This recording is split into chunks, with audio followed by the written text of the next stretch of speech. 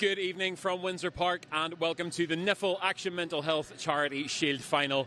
I'm Joel Neal and tonight we bring you a curtain raiser with real meaning as Linfield and Dungannon Swifts face off for the first silverware of the season, all in support of Action Mental Health. Earlier on, we caught up with two of the men who will be central to their side's chances, Dungannon Swifts captain Thomas Maguire and Linfield's Kirk Miller, to hear their thoughts ahead of kick-off. I guess my 18th pre-season now, quite used to it by now, but I'm really glad to be back and seeing the lads again. Kind of missed them over the summer, so it's good to be back. End of the season, such a high, winning the league. What's it like as a Linfield player to go back into pre-season, know the same expectations are for the season ahead? Yeah, whether we win or lose, it's the same expectations here, and that's what kind of keeps you going, drives you. I don't think I could probably play at a team that doesn't give you that, so looking forward to the new season ahead. Building ahead of the pre-season, you've got the Charity Shield coming up and the Action Mental Health. Just any thoughts looking ahead to that game? Yeah, looking forward to the game. It's also a good game for us in pre-season as well, and it's especially good now that we have them the first game of the season now, so it's good to have kind of an eye on them and see where we're at and where they're at for the first game of the season. Dungannon did really well last year, winning the Irish Cup for the first time. It was a massive achievement for them. Did you sort of look on a wee bit of respect at what they achieved and the sort of way they played last season? Yeah, listen, I said there just before, when you play against Dungannon, you're in for a hard day at the office all the time, and they don't really get the credit I think they deserve as a team. They're young, hungry, and fit, and when you're playing against them, you're at a hard day at the office. And the Charity Shield final itself, it's again Action Mental Health. A lot of fans are being encouraged to come out and sort of show their support for the charity and what they're trying to do in Northern Ireland around mental health. I'm sure it'd be good for the players to have a good backing behind you here at Windsor for the game. Yeah, listen, it'd be a good occasion, and obviously it's for mental health as well, which is very big, and we're looking forward to seeing as many faces as we can here to support that. Last couple of weeks, we'll get back at it. We've been in 3 nights a week. We've been doing running sessions, football sessions, a bit of yoga.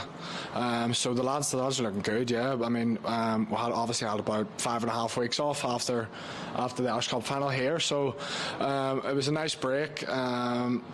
It was probably a bit shorter than what we usually get now, obviously because of the European games, but the lads seem to have looked after themselves, in the off-season, and yeah, but we've come back, we've been there a couple of weeks now, and lads are looking good, and just it's been a good start to the pre-season. And that real high of sort of ending the season with an Irish Cup win, is it sort of back down to earth now and getting ready for the European campaign and sort of the games to come at the start of the season? Yeah, absolutely. I mean, I think, obviously all the boys were on cloud nine there for a lot of weeks after the final, as expected, but yes, like you said, since we got back in, it's just like we're just back to work now, and the lads are just looking forward to the games that are coming up, and the experiences that'll come along with those games. And sort of preparing for the European games, you've got the Action Mental Health Charity Shield going to be facing Linfield. Just any thoughts on that, and what it means for preparation, but also potentially piece of silverware for you, which would be nice too? Yeah, well, in terms of quality, there's no better quality in the league. Linfield are the league champions, so it'll be a great game for us. We'll need to be up for it, of course. It's something different in pre-season. It's there's a trophy on the line, so it's not just a friendly. We'll be going out and we'll try to win the game, as you do in pre-season anyway, but there's that extra little bit of incentive there, to go and put on a performance and hopefully get the win. And what would you say to supporters as well? They obviously backed you in the massive numbers in the Irish Cup final, but this sort of final, it's for a charity, it's for Action Mental Health, it's an issue that sort of a lot of people are talking about, and it's quite important. What would you say to encourage sort of supporters to come out and back the Swifts on the day? Yeah, well, like I said, Dungannon Swifts are going to go out and try and win the game and try and put on a performance, and I'm sure Linfield will try to do the same. And the fact that this game is, for Action Mental Health, just there's even more incentive on fans to get out, and hopefully it'll be a nice evening. But yeah, definitely come down. We're playing at Windsor Park here, so yeah, it's a great stadium, and it should be set up to make a good game. Great to hear from both players there, focused, respectful and ready for battle here under the lights at Windsor Park. And just a quick reminder, tonight's match is just one part of a wider celebration of our game. The Niffle Emerald Ball was unveiled recently, recognising the stars, the stories and the spirit of football across all of our divisions. You can keep an eye out for more content and season previews on the Niffle social channels in the coming weeks. This is where it started. From the streets to the stadiums. From the matchday buzz to the last-minute winners, through wind, rain and packed terraces. We played for the badge. We played for each other. For the ones who came before us, and for those who will wear the shirt next. 135 years of passion, pride and purpose. Legends and moments that live forever. Different clubs, one shared history. This is the Emerald Ball. This is our legacy.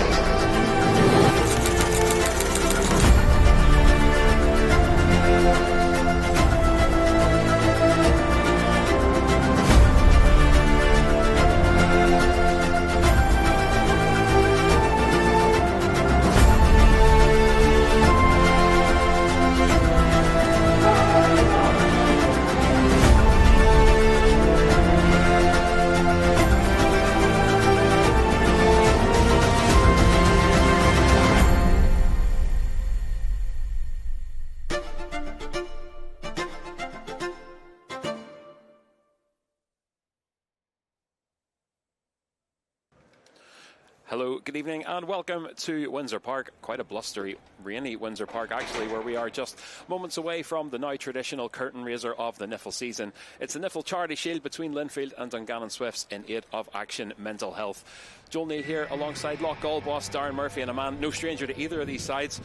Murph, not the finest of conditions here, but two sides here obviously on the chin up to Europe, and will be using this as sort of an important occasion, really their last big stop on the road to Europe. Yeah, it certainly is for Linfield anyway. Obviously the European tie coming up next week for them. I'm looking forward to the game this evening. They're two teams that were very successful last year, and I know it's a Charity Shield and there's a lot more at stake coming into the season, but you know, it's still a trophy to play for. I think it's Dungannon's first appearance in the Charity Shield as well, you know, winning the Irish Cup there in May, so they'll be really looking forward to it. They'll be coming back to Windsor. I'm sure they'll have many happy memories of that day when they lifted the Irish Cup. So I'm looking forward to seeing how the two teams are going to line up this evening. Yeah, it's not long since Dungannon made history, just a momentous day. I think probably a bit of a good news story for the entire league. I think the neutrals watching that day here at Windsor were probably equally as entertained and equally as happy with the result. Yeah, and I think when you look at it, I think Dungannon winning the Irish Cup, I think there's a lot of teams in the Irish League this year have now decided, well, we want a piece of that action, because some of the investment and some of the players that have moved clubs in the summer, you can see that everybody now wants to, you know, really get that European football or get that opportunity to get that Irish Cup final, and it'll be interesting to see how the league campaign, you know, pans out for both these teams, especially with the investment and the strength that has went into the other teams in the league. Yeah, it's been a summer of great change in the Irish League, and things just seem to be developing at a rapid pace, and you're almost looking at a few title contenders over the next few years with some of the investment and some of the money coming in. Everybody obviously now looking towards Coleraine, talk of investment at Cliftonville, obviously Larne, Linfield, Glentoran. You know, in a few years' time you could be looking at half the table in with a shout of winning a title. Well, I think everybody now has looked at it and thought, right, I think the European football, Joe, and the money that comes with the European football and the qualification, that's where everybody wants to be. Unfortunately, you can only have 4 teams there, and I look at it at the moment and I think there could be maybe 8, 9 of the 12 that really have a realistic chance of European football, so it'll be really interesting to see who's there at the end of the season. Yeah, you probably put the nail on the head there in terms of the conversation being about European football, because as Rodney McAree and Dungannon showed, anybody really can go on a cup run and create some Irish Cup magic. You know, it's something that's evaded a lot of clubs for a lot of years, but they showed that it was possible, and that is a golden route into Europe.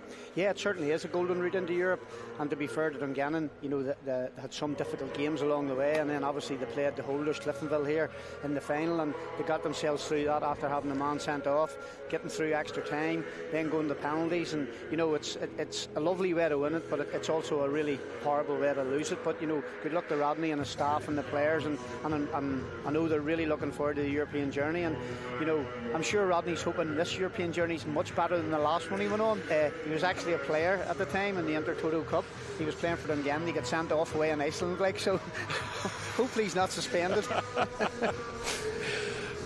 We will talk about Linfield's exploits in the league. Obviously won the title at a canter. Just a reminder, you can support Action Mental Health tonight by texting your team's name, either Linfield or Swifts, to 70450 for a chance to win a signed shirt from your club. That's Linfield or Swifts to 70450. Each text costs £5 plus your standard network rate, with all proceeds going to support the vital work of Action Mental Health across Northern Ireland.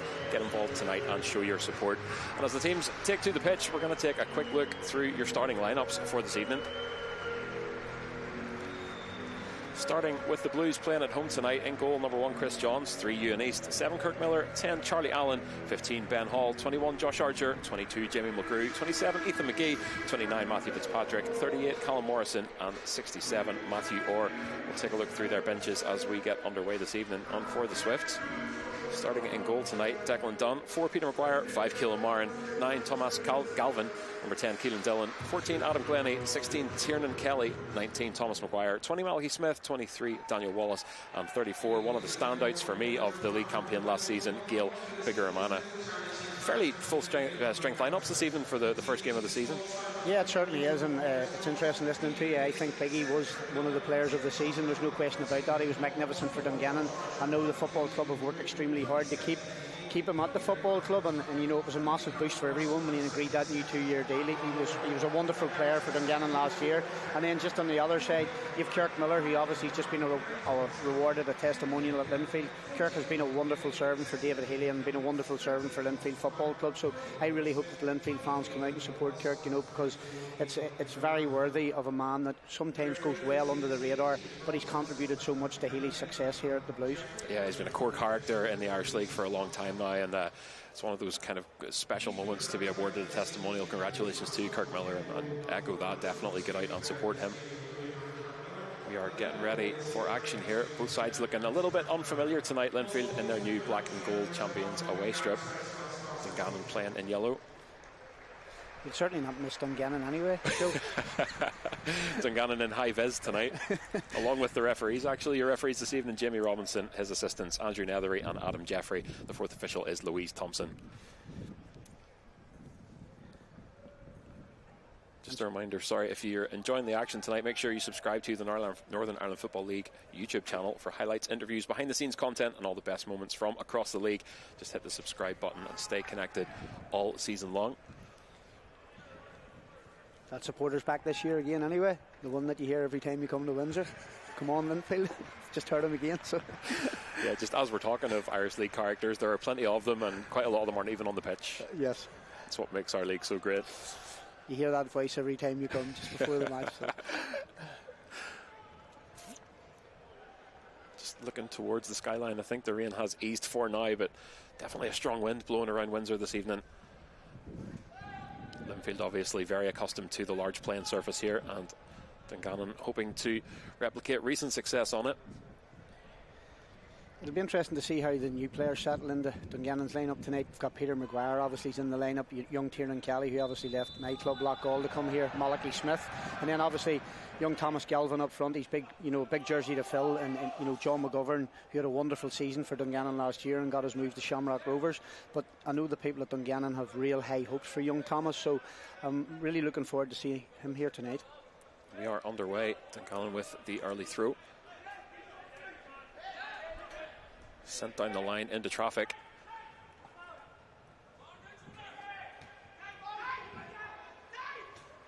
Here's McGee with the ball swung into the box, and that is left for Dunn.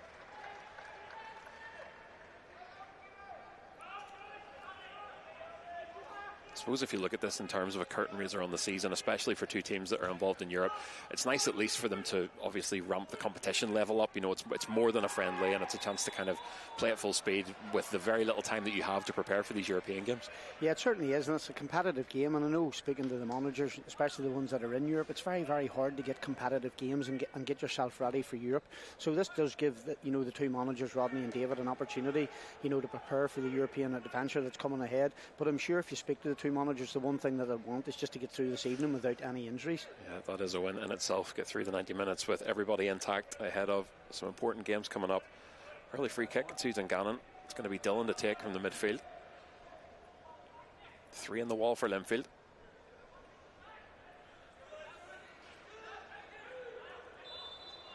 Dillon looks to be swinging this in towards the back of the box. It's going to pose no threat to the Blues.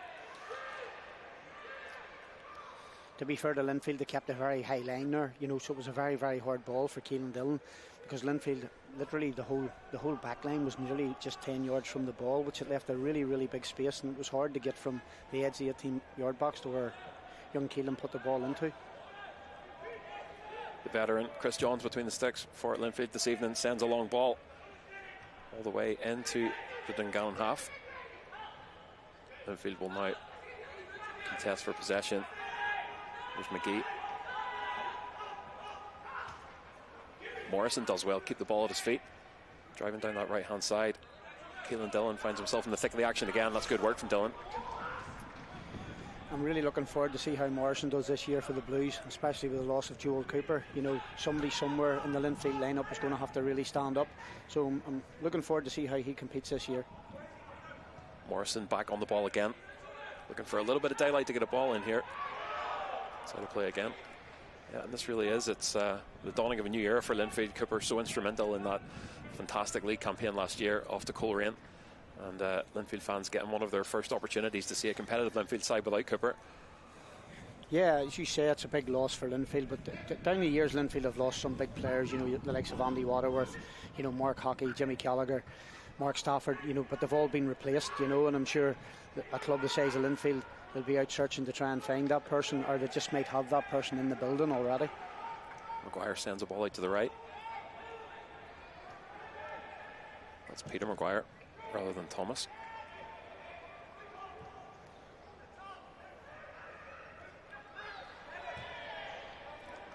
Scrappy first 3.5 minutes here, both sides just feeling each other out.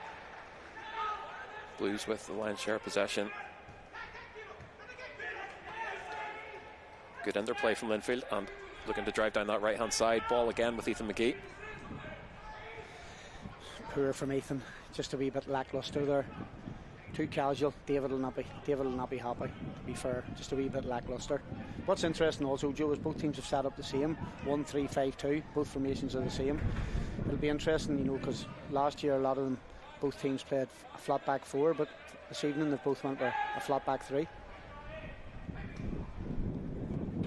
There is Gilbig Romana, the captain this evening.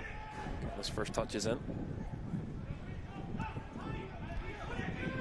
Yeah, Biggie's big shoes to fill. Dean Curry was a fantastic captain for Dungannon Swifts, and what a way for him to retire, lifting the Irish Cup.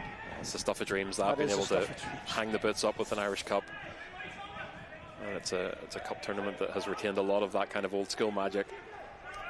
And he's just went into his new coaching role, and he'll not need to worry, he's already lost his hair. So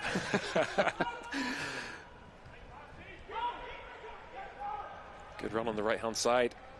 Thomas Maguire sends the ball out. Forward from Malky Smith. Credit to Niffle also, the news today as the League Cup, the Bet McLean League Cup continues to grow now, an opportunity for the League Cup winners to move straight into the playoff finals for Europe. So we're talking before the broadcast this evening just of all of these avenues and all of these possibilities for sides to realistically now have a chance of playing European football. Well, the Bet McLean, the announcement was brilliant for the league. It's brilliant work by Jared and all the staff and Niffle. And as you say, it just, it ramps up the Bat McLean League Cup now as well. Obviously, if you win the Bat McLean, you go automatically into the European playoff final. So it's all of a sudden, it's a massive, massive carrot just dangling in front of all the teams. That playoff final, one of the most nerve-wracking games if you're involved in it, but a massive opportunity. And the Bet McLean League Cup final just continues to grow year on year as a massive showpiece here at Windsor. Credit to Niffle for that. Dungannon now just looking to settle into some possession. Bigger Romana sends a ball out to the right. As you say, both teams are just trying to feel each other out. Linfield squeezing Dungannon. A decent press, wins them the ball back. Mulgrew left to Miller. It's a good ball down the line. Just a little bit too long for Josh Archer.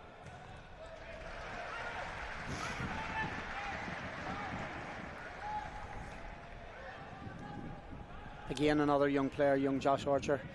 You know, have high hopes for him here at Linfield. He went out in a loan spell to Portadown and done really well. Come back, done well when he's come in, and you know, David's a lot of faith in him. So it'll be interesting to see how he gets on this season.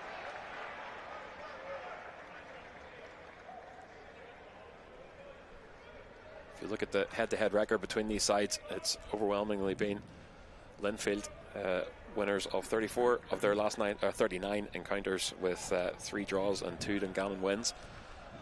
So definitely the heavy favourites on paper, but Dungannon certainly no pushovers, as we've talked about already. Current Irish Cup champions on this very surface. Yeah, Rodney's done a wonderful job since he came back to the football club. There's no doubt about that. You know, he did a great job the first time round, winning the League Cup, as we've just spoke about, in 2018, and he's aiming on to win an Irish Cup. You know, so not to put him under any pressure, but he's a good friend of mine, so not to put him under any pressure, but he needs a league trophy just to complete the full set. I promised Rodney McAree didn't pay any money for us to say these nice things about him tonight, but there is something magical about Rodney McAree, and that connection with Dungannon, especially the return there. It was just fairy tale stuff last year. Yeah, I think it comes from the family name. You know, the father, Joe, has done a wonderful job. He's built a club from one team to where it is today. And then obviously the chairman that went, you know, before Keith Boyd. Keith came in as chairman. He's the most recent one, and again he's took it again to another level. You know, and Dungannon just keep growing year on year, and something that goes on, you know, unsaid at times. You know, Dungannon were promoted in 2003, and they're the only team that's been promoted out of the old First Division, never to be relegated. And that's a remarkable achievement, considering where they came from to where they are today. Yeah, that's a very good point. It's a team also that long before the current investment in the league were playing so much of their energy and resource into developing young talent, and they really have been for a long time now one of the standouts in terms of developing academy players. Yeah, it was interesting. You've seen the senior Northern Ireland international squad that was named there just for the last campaign, and I think there was 5 people that had been through the Dungannon setup, so it's testament to all the hard work that's went on, and it was something that was a long-term process, and at the start that's the way they had to go, but now every other club in the league have seen it. You know, Linfield are doing it, Larne are doing it, Glentoran are doing it. You know, they're realising it's something that you need to do. You need to start producing your own.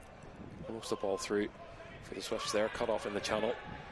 Yeah, Cliftonville next up with a full-time academy setting was announced during the summer. Fitzpatrick hauled to the ground, draws Jamie Robinson's whistle.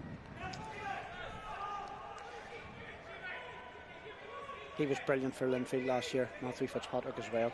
I know Joel took all the headlines, but Matthew had a wonderful season.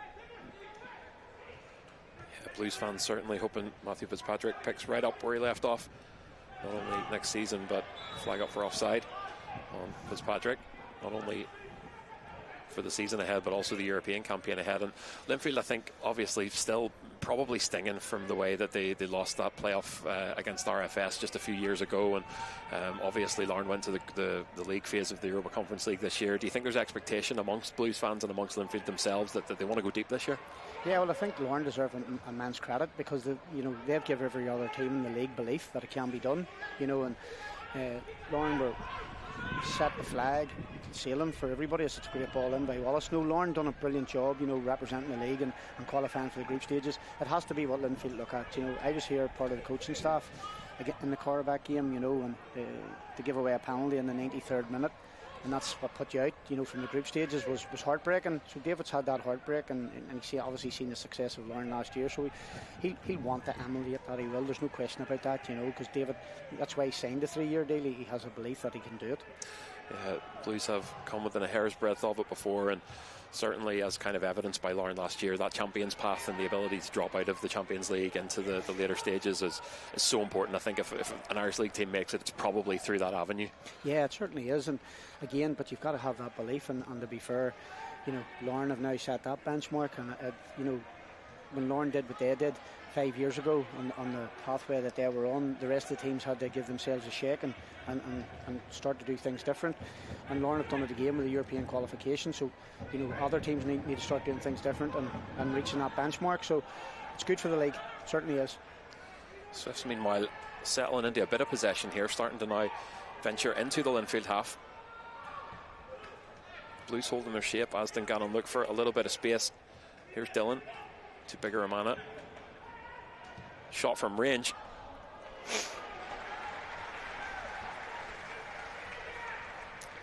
Good play again there from Biggie. But just finds them wee pockets. Just slipped it into Mal Smith. It's good first touch. Gets a shot off. First one on target this evening. Nearly 12 minutes gone here. Still 0-0 at Windsor as we officially kick off the 25-26 Niffle season with the Charity Shield in aid of Action Mental Health.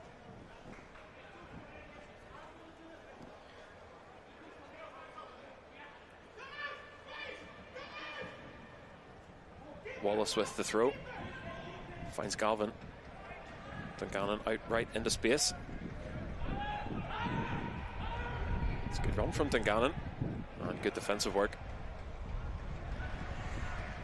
It's a good play by Dungannon, but Tiernan was poor in the final third. He should do better.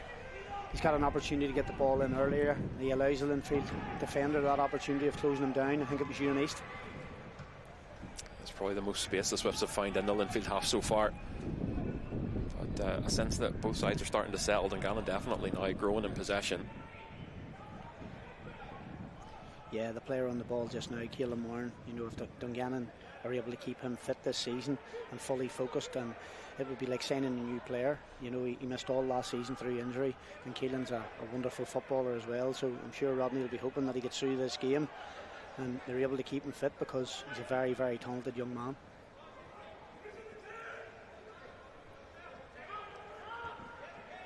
Wallace back to Dunn. Dunn sends it long. There's Matthew Orr to Ewan East. Linfield now looking for a way through that middle third.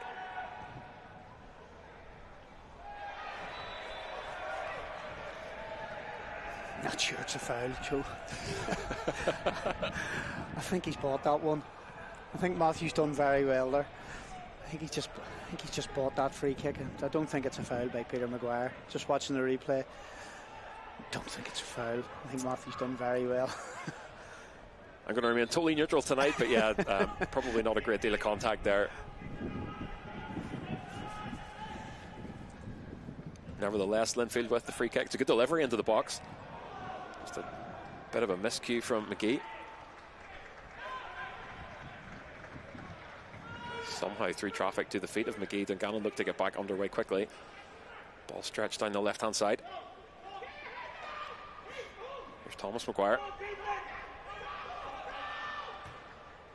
Maguire switches right. Linfield just pressing Dungannon back over the halfway line. Here's Wallace.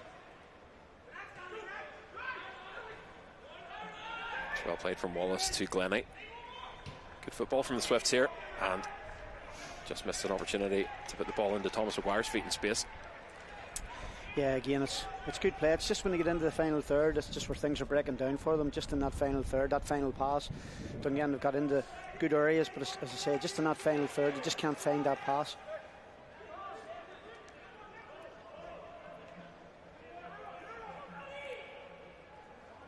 Swifts finished fourth in the league last season. 17 wins, 6 draws, 15 losses, with 51 goals scored. That'll be the big thing for Rodney this year. It's replacing the goals, McGovern, and just the all-round play and how good John was over the course of the season. Glennie back to clean that up, finds himself under a bit of pressure, manages to turn, send the ball away.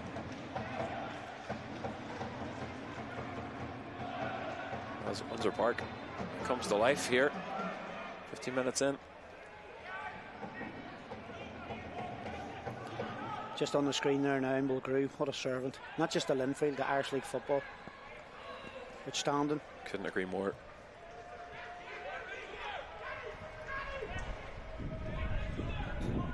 Some of these mainstays and faces that have just been part of the fabric of the league for so long now.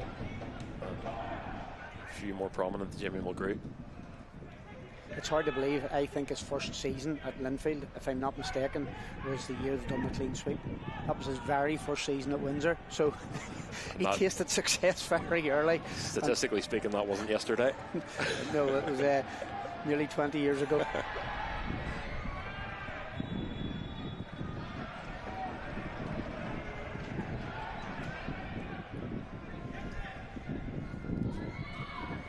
It was a great bit of business by the then Linfield manager David Jeffrey to get him from Glentoran. I'd say that's gone well for him. Almost 20 years later, I would call that a good investment. Good investment. Money well spent. Declan Dunn with the ball now. Will put us back into play here. Just shy of 17 minutes gone, and still 0-0 here in the Charity Shield.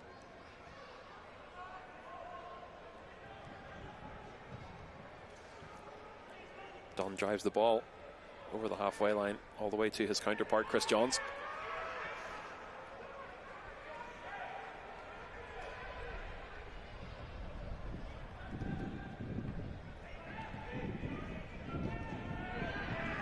Swift do well to win the ball back in midfield, and we'll look for space on the left hand side. To be fair, Dungannon seem to have settled just that wee bit better in Linfield at the moment. They've certainly had more possession. Linfield have just been, you know, careless with their passing as well. Very unlike Linfield, but to be fair, the Swifts have settled very, very well. As Linfield again just give it away. Matthew Orr again just that wee bit sloppy.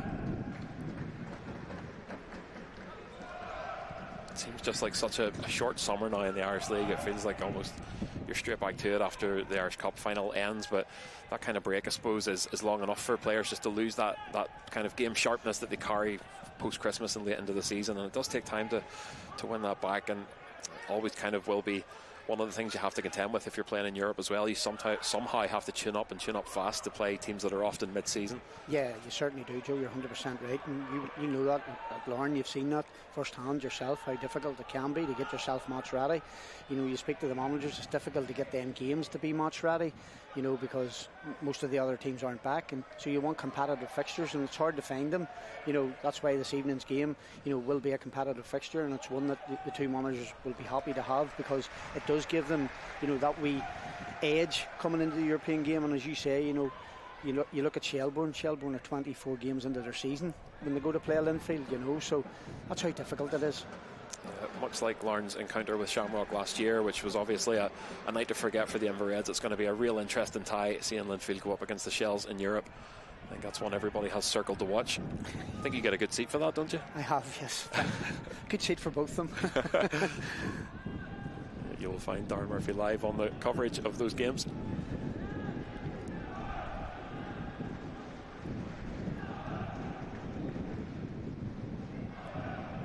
Peter Maguire just turned the ball over, finds Bigger Amana in the box. Dungannon now looking to play out. Do so well, find some space on the right. Keelan Dillon shouting for the ball in the midfield, but just forced down the line by Malachi Smith.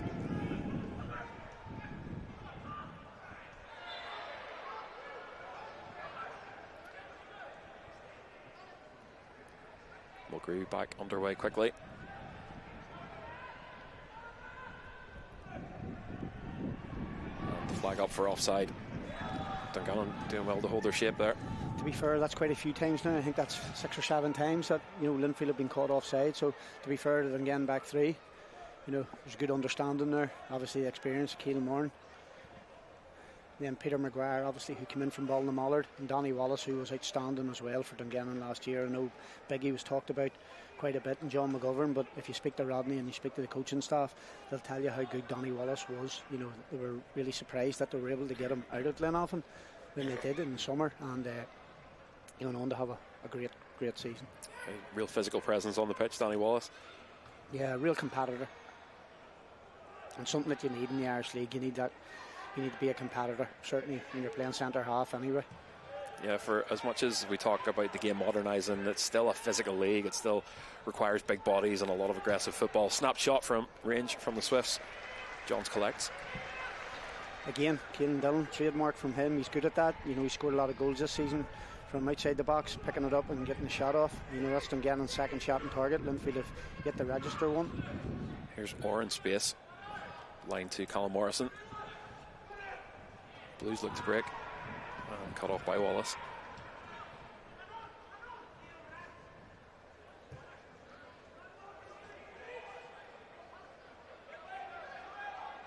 Game has exploded into life somewhat just over the last couple of minutes. End-to-end stuff here as the Swifts now parked up on the right-hand side, look for a way in. And another referee's whistle. 21 minutes gone then, still 0-0 here. There's a shot again there, just Keelan Dillon. Well positioned by Chris Johns, good hands. Yeah, read it well. It's 2 long-range opportunities from Dungannon now, and I think now actually have had more shots on goal.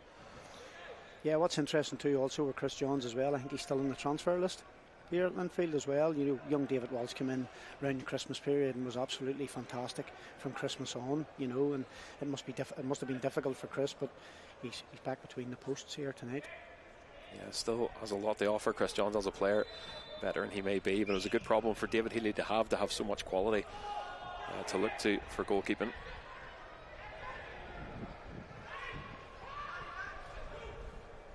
Wallace knocks it forward 1-2.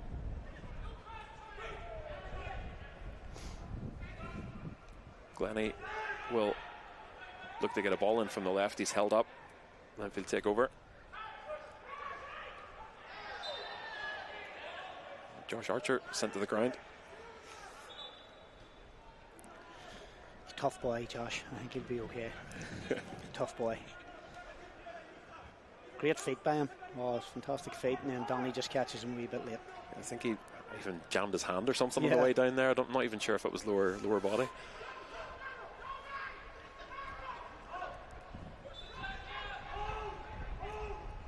Long ball into the wind from Johns. Falls to the head of Wallace.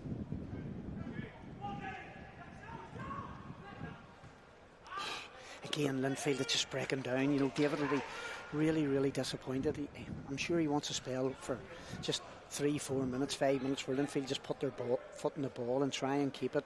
You know, they're not even, 2-3 passes, the ball's going out of play or the play's breaking down. Yeah, looking at things here that in January are probably connecting every time, but just that little bit of rust, Linfield still to shake off. Again, it's all players. Well, Grew loses it. Here's Galvin. Galvin tries to find Thomas Maguire.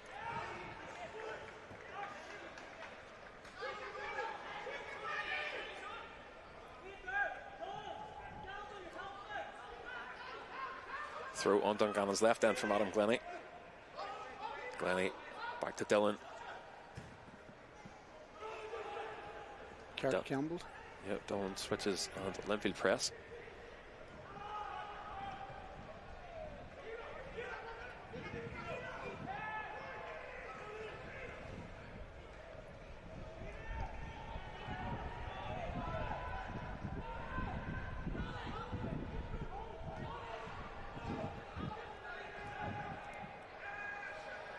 Blues giving Dungannon just no daylight here. And another whistle. Handbags between the two boys there. A wee bit of handbags early on. It's good to see that in July. It's the kind of thing you want to start the season with. Chins us up nicely. It's alright, we've got Mr. Robinson in the middle. He'll deal with it okay. Swifts, meanwhile, are chinning up to face FC Vaduz of Liechtenstein in the first qualifying round. First leg of that is going to be the 24th of this month.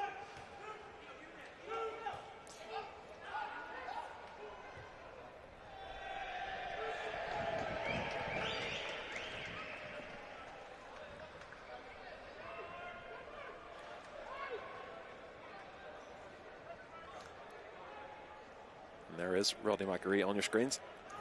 Looks like he's been on his holidays. He was. I think he was. I'm not sure where he was away. I've definitely seen a couple of photos going up anyway. A well-deserved holiday. Certainly was. And back to business here already. Very little time to rest for an Irish League manager, as you well know yourself. Although I'd say he's been on holiday from the Irish Cup final. That's probably well deserved too, to be fair. I'd say he's never been invited to as many parties or as many get-togethers. Certainly not.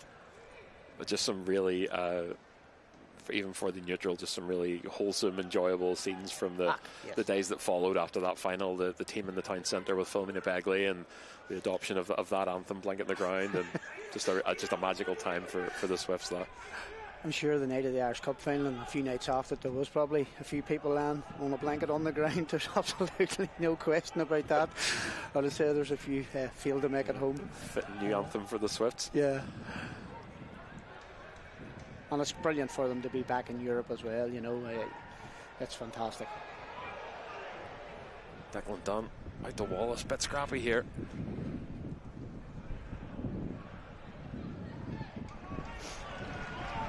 Dungannon survive, but it's a corner to Linfield.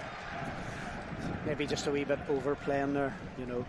That's all it is. As you say, again, you've got to give the players, you know, benefit of the doubt as well. They might be physically in good condition, but it might just be that wee bit rusty when it comes to playing games of football and getting back up to that tempo of it again. It's going to be Kirk Miller to take this then.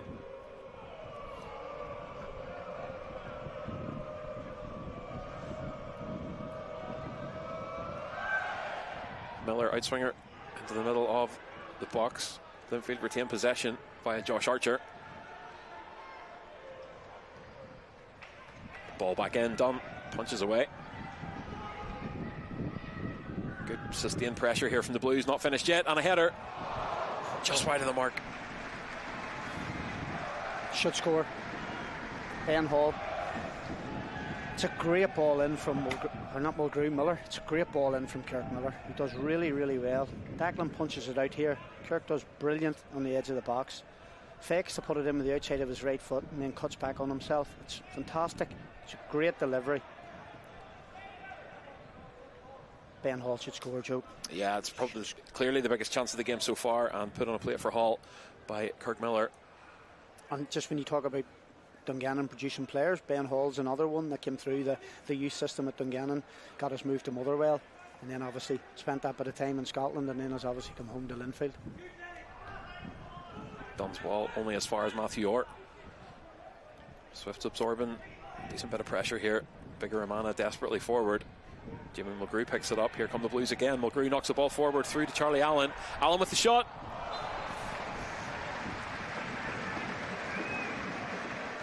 Again, brilliant defending. I think it's from Keelan Moran. He does really well. He tracks the run of young Charlie Allen, another young player who was obviously in England.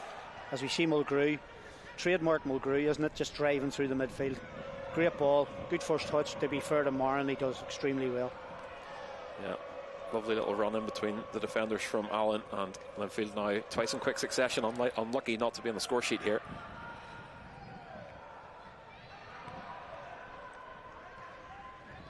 As we approach the half-hour mark, that's a dangerous clearance, but it goes up and over. That man Moran again. Just managed to stick a foot out into the way of that. It's going to be another Kirk Miller corner for the Blues.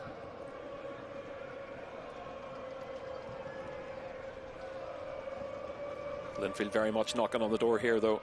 Swifts need to settle and get the ball out. It's another punch from Dunn.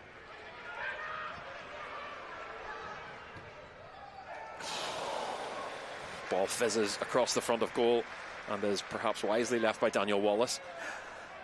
I think I'd like to see that again. Any touch from Donny, I think it's an own goal. Does well. If he does get his leg out of the way, he does very, very well. Yeah, certainly. It's a great read. If so, ball driven in from the right hand side. Yeah, put into the mixer, and Wallace manages to save the Swifts once again.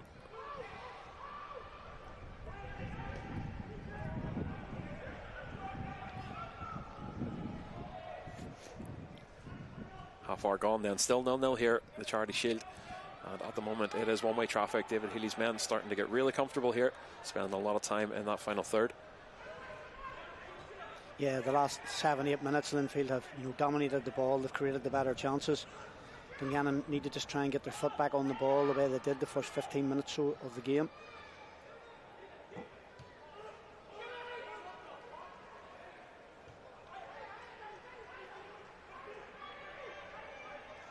Declan Dunn assesses his options and returns it to Wallace. Ball forward to Maguire. A player you'd know well, Joe. Yeah, Thomas just Maguire. drawing breath to say, a player I'm very fond of, Thomas Maguire. Real energetic, great young fella. Spent a couple of great seasons at Larne. been great to watch him grow back at Dungannon over the past couple of years. Here's Glennie in a bit of space on the left-hand side. Ball cut into the middle. Just in behind. I think it's Danny Wallace. It is, yeah. I'd like to see his heat map so far. Don't know how he did that. I think he's picked up a knock. He's limping heavily back in. Hope he didn't twist his ankle just as he was trying to get on the end of that. Wallace now. Another length of the very large playing surface here at Windsor as Linfield bear down. Ball squared into the middle. Charlie Allen was there. He was just 5 or 6 yards off. Let me just watch the highlights again as it's cut back by Glennie. Yeah, I just think just a wee. Yeah, I think you're right. Twist. A tweak as he planted and turned there. Again, young Charlie Allen there should anticipate that Morrison's going to get onto that ball and try and burst to get into the box. You know, he reacts too late instead of showing a wee bit of anticipation and gambling. You know, like centre forwards would do. Dillon sends it out to the right. Then the Swifts will try their luck on the right hand side. They have survived that sustained period of pressure from the Blues and now look to spend some time in Linfield's final third themselves. Here is Thomas Maguire. Maguire looks up, great fast feet from Maguire, still on the ball. And driven across the front of goal. Yeah, he done really well there, Thomas. So he did. He was excellent.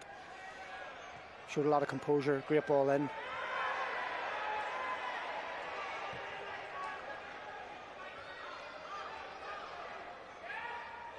Here's Ethan McGee.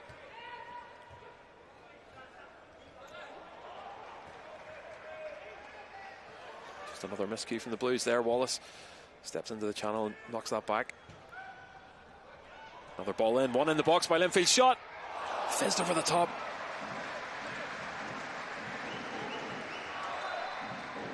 It was Matthew Fitzpatrick. Yeah, again, good play from Mulgrew. This time it's a better ball in from young Charlie Allen. Fitzpatrick does well, shows his strength. Again, he'd be disappointed. You know. Snapped a shot on the turn. And again, in a few months' time, he's probably putting that right on target. Yeah, he just maybe lacked that wee bit of composure. You know, lift the head, maybe try and bend it into the far corner. You know, he just sort of lashed at it.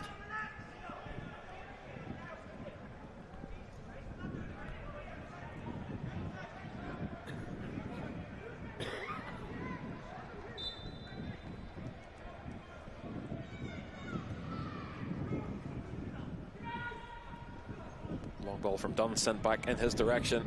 It's a great press from Linfield. Almost a bit of daylight for Fitzpatrick. That's the one thing you get with Matthew Fitzpatrick. He doesn't give, you know, defenders any respite whatsoever. He works so hard for Linfield as a centre forward. The amount that you talked about Danny Wallace's heat map. I would like to see Matthew Fitzpatrick's heat map. He puts in some shift every single game he plays.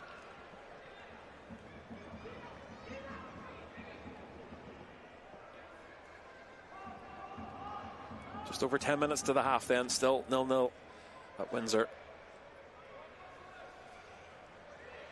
Linfield definitely look the more likely to open the score in here so far. But Dungannon can break quickly, and they do. Space on the left-hand side for Adam Glennie. Here is Glennie. Cuts the ball back in and sent out. Swifts have a corner. I think he picks the wrong ball, young Glennie. To be fair to Kelvin, he does really well. Thomas, he drives in, he picks the right pass, just as we see the highlights coming up again here. Thomas does really well. He picks the right pass, and then what he does, he checks his run, and it creates a space for him. And if he just cuts it back, you see Thomas just standing there. Just think, you know, young Adams just maybe picked the wrong pass. Again, as we talked about, getting into the final third, just feinting that pass. Corner for the Swifts then. Decent ball in towards the back post.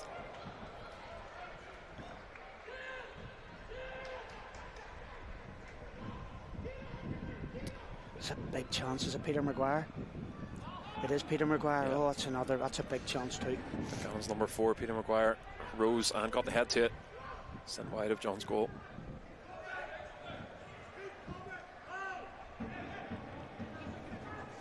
As we approach half time, Joe, it'll be interesting to see what both managers do. You know, there's obviously loads and loads of substitutions. It'll be interesting to see.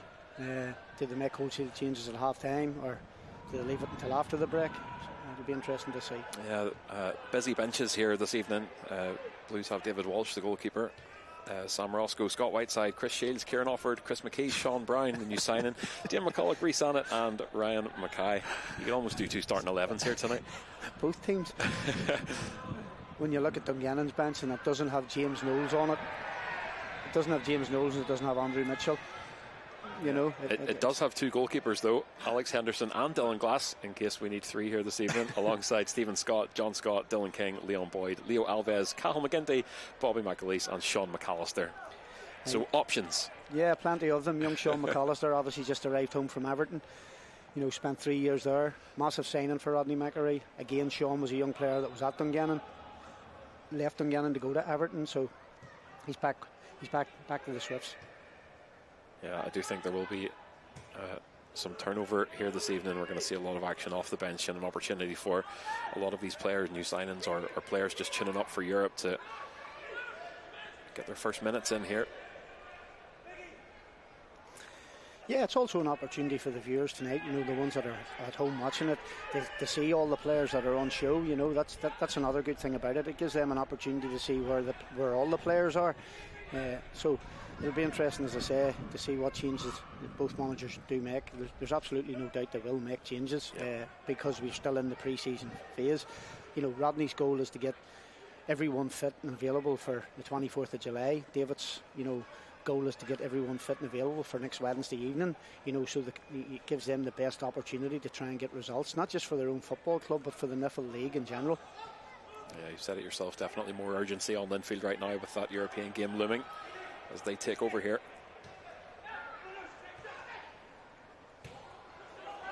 Good knock forward, but just offside.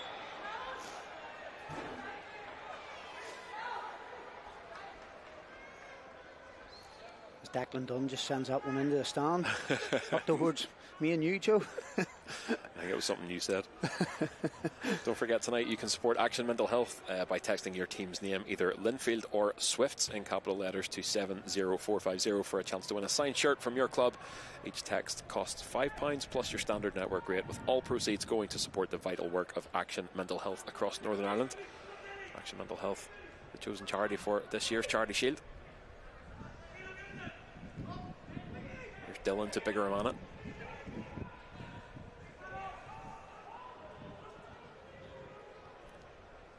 Kelly sends it to the right.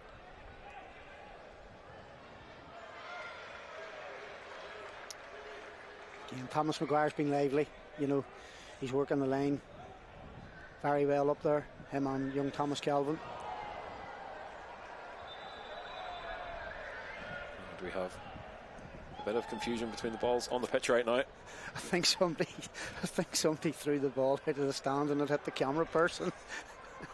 Actually knocked them off their seat. It's pre-season for everybody. Here's Biggerham on it. Ball floated on to the left to the feet of Glennie. Glennie's space is closed down very quickly. He retreats to Keelan Dillon. Dillon finds it. Somehow, was it Thomas McGuire? Who was it got the Thomas Galvin? Thomas Galvin hit the run. Thomas Galvin, it's a big chance for Thomas. Great ball in by Keelan Dillon. Wonderful ball into the box. Yeah, he caught me off guard with it. It looked like it was falling a bit short, but lovely floated ball through, and Thomas Galvin maybe arrived with him by surprise.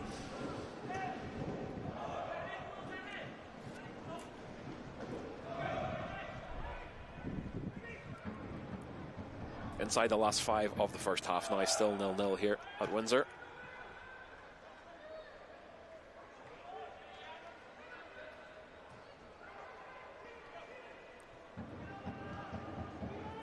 Here's Dillon. Square to Glennie. Maguire has Wallace off his left shoulder. Sends it into the middle though. Shot on the outside of the foot from Adam Glennie. That would have been a wee bit special. It would have certainly been a wee bit special. That would have been a Charity Shield highlight goal, but floats high of Chris John's goal.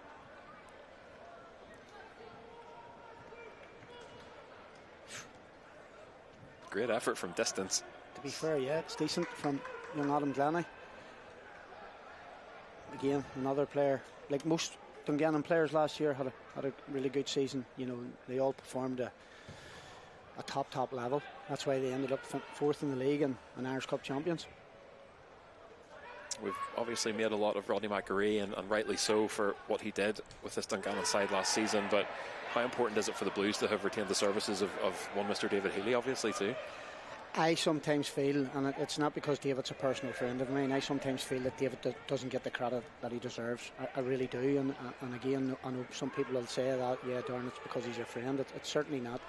I understand the pressure that he's on. I worked here for 2 years. I know the demands that are put on him all the time. For Linfield to secure his services for 3 years is fantastic. You know, the job that he's done is wonderful. Every time that he seems under pressure, he finds the answers. As Jamie Robinson's issued his first yellow card this evening, to the dismay of the Linfield fans, to the Linfield captain Jamie Mulgrew. I think he's just a wee bit disappointed with the fact that Jamie's let a few things go against Linfield, and Jamie's just sort of, you know, maybe overstepped the mark in the way he spoke to the referee. So we call that the first booking of the season then. Jamie Mulgrew, the longest serving player. Yeah, just to what you're saying, a football club like Linfield, it goes without saying, success is expected, and it's a lot for a manager to live up to, but David Healy has certainly done a remarkable job and delivered a lot of silverware to the Blues. He certainly has. Linfield fans don't see the investment in Coleraine, they don't see the investment in Glentoran, they don't see the investment in Lorne. They just see Linfield, and they expect and demand Linfield to be challenging. You know, it can be difficult when you see what other teams are doing. Yeah, and for good reason. I mean, Linfield's record speaks for itself. It's part and parcel of what you expect when you come here. It's never a free kick. Maybe Callum Morrison, I think, slipped. Maybe Mulgrew's wee outburst has got Linfield a free kick. It's going to be Miller to take. Interesting, nobody there to stop the ball.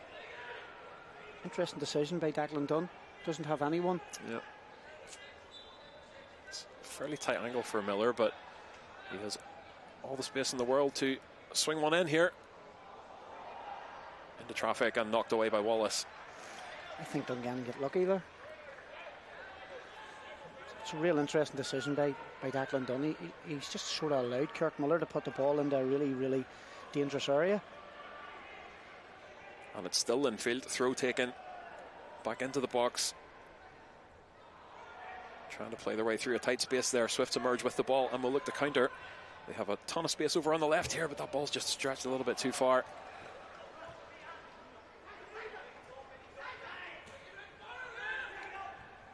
Here's Orr. Ben Hall sends it back to his keeper. As we approach the end of the first 45 rather.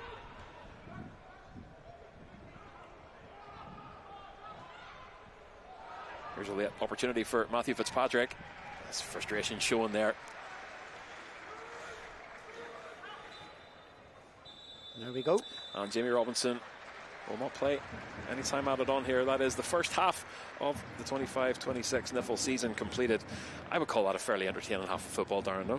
Yeah, I totally agree. There's been chances both ends. It maybe took both teams, maybe 7-8 minutes to settle. Once they settled, Dungannon, showed that wee bit of composure, showed what they're good at, trying to get on the ball. Had a few opportunities to say the 18-yard box. Then Linfield came in. The best chance of the game obviously fell to Linfield and Ben Hall. He should do better. And then they had a few more half chances, and then again Dungannon came back in that were a big chance for Thomas just at the end of the second half. So I would say going in at half time, yes, it's been an entertaining game, and both teams probably deserve to be 0-0. So first half is in the books. We look ahead to crowning a winner to the Charity Shield here. Still everything to play for, but while the players take a breather, we're going to head into the Players' Lounge, where former Irish League star Johnny Fraser met up with a light-hearted Q&A with Kirk Miller from Linfield and Andrew Mitchell of Dungannon Swifts. Plenty of laughs, a few surprises, and maybe even some dressing room secrets. We'll see you very soon, and let's take a look. Favourite player of all time? What, like in our league? I knew you were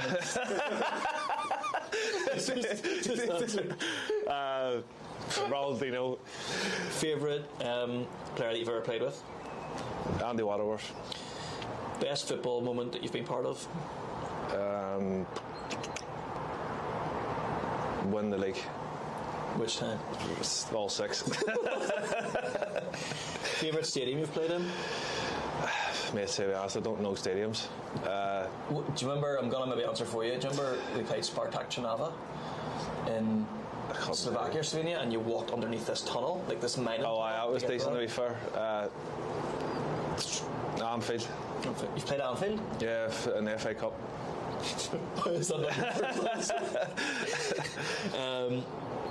Toughest opponent you've ever faced in the Irish League?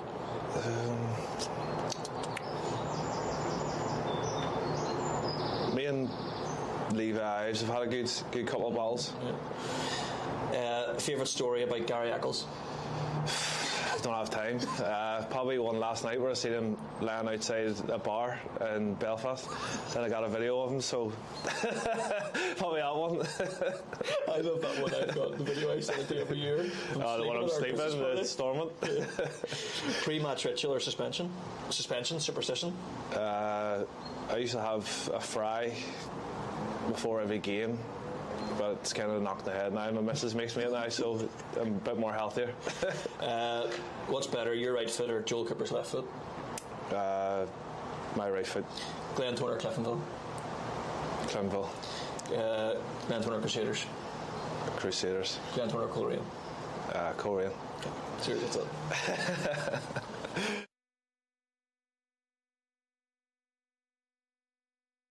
We're taking a wee bit of time to do some quick fire questions. So, Mitch. Yeah. Sorry, Andy, what's your nickname in the dressing room? Mitch. Who was your football idol growing up? Oh, it's a tough one. Like, obviously, I loved R9, Ronaldo, but very similar games, you two. Yeah, similar herself. No, I love Zlatan. Yeah, Zlatan's just, I just think for the size of him, for like his shape, his technical ability is unbelievable. Yeah. I loved him. First football shirt you owned? First football shirt, probably Man United. Yeah, 99. Pre-match superstition or ritual?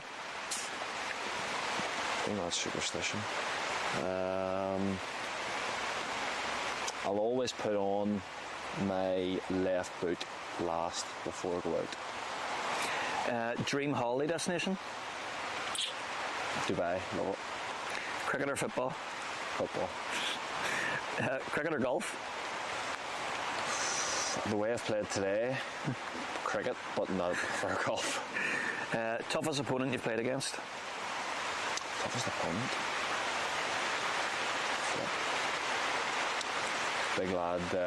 Big lad Charles Dunn's a good player, a Korean, strong and quick. Yeah. What's the name? Charles Dunn.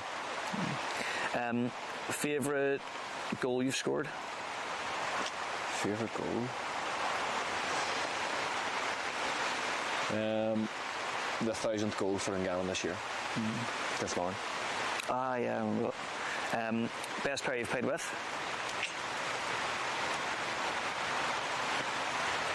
Biggie? Wow. So we played with him at the Glens. Yeah. He was, like, you could tell he's a good player, but he didn't really hit the ground. Like, he wasn't, best player in the league good, but this year he seems to have been, absolutely fantastic. Yeah, I think he's found home in terms of Dungannon. He's obviously settled here with his family, and I mean, this year he's been a rock for us. He makes us sort of tick. The tempo that he brings to the team, but he's a leader too. Obviously, we played him at the Glens. He had his injury problems, as we both have had. But he's been fit all year, and I think he's been instrumental in what we've done this year. Yeah. Home or away games? Home. Favourite stadium besides your own? National Stadium, Windsor. Yeah. VAR, love it or hate it? Hate it. Most underrated player in your team? Underrated? Adam Glennie. Biggest football inspiration? That's a tough question. Football inspiration? winning the Irish Cup. That's your dream. Like, best manager you've played under? Rodney. One word to describe your playing style? Physical. Yeah, I was thinking power. Bold prediction for next season for any team or any player? Bold prediction. Bold prediction. Oh, bold prediction. Bold prediction. Bold prediction. Sorry, bold prediction for next team. The Irish League. Any player, any team. I think.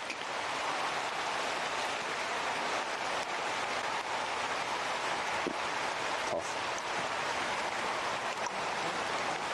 Bold prediction. What's bold like? What's going to be like? Bold? What's going to are Dungannon going to win the league? I'd love us to win the league. Do you think he's could? Never say never. This year, never say never. You were a team that nobody wanted to play. It just seemed like you kind of kept winning. Play a nice style. We play a good style of football, and we've got energy. Bold prediction: Dungannon to win back-to-back Irish Cups. That's a good one. That's a good one.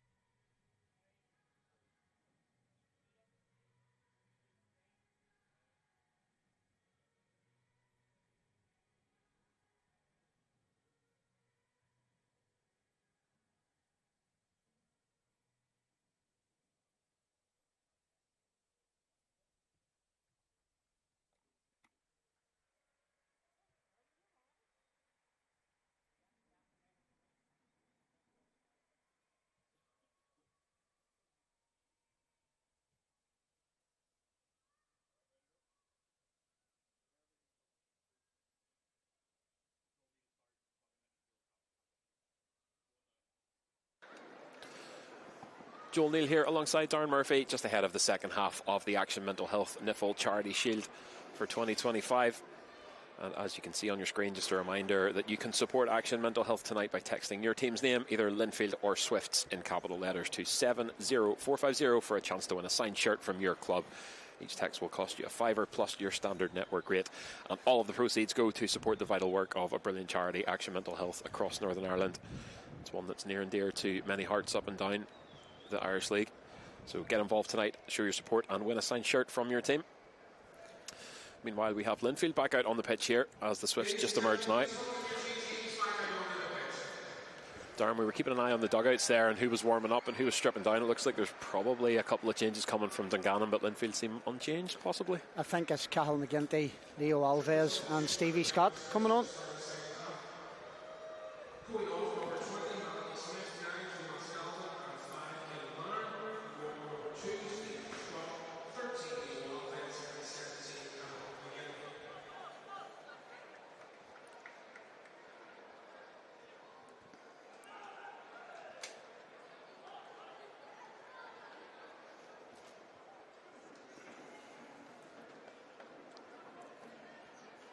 It'll be interesting to see if Dungannon stick with the back three.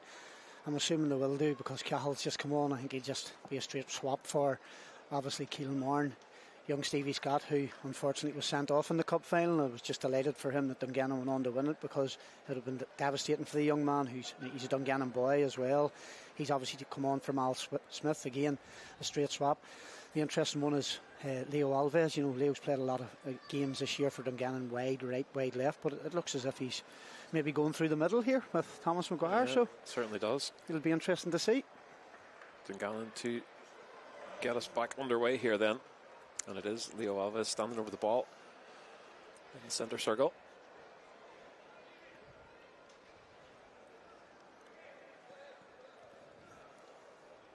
Well, the Niffle season may be one half old, but we are still waiting for the first goal then. Back underway, still 0-0 at Windsor Park.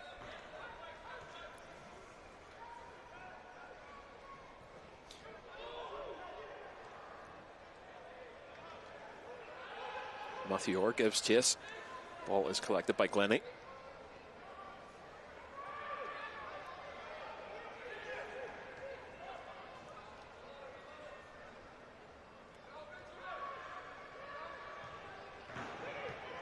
Linfield now look to work their way into the middle.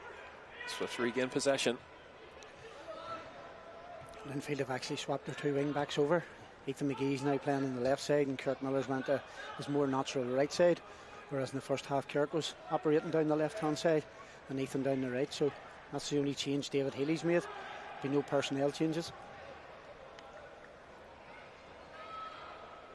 Ball sent a bit too long down the right hand side for Miller.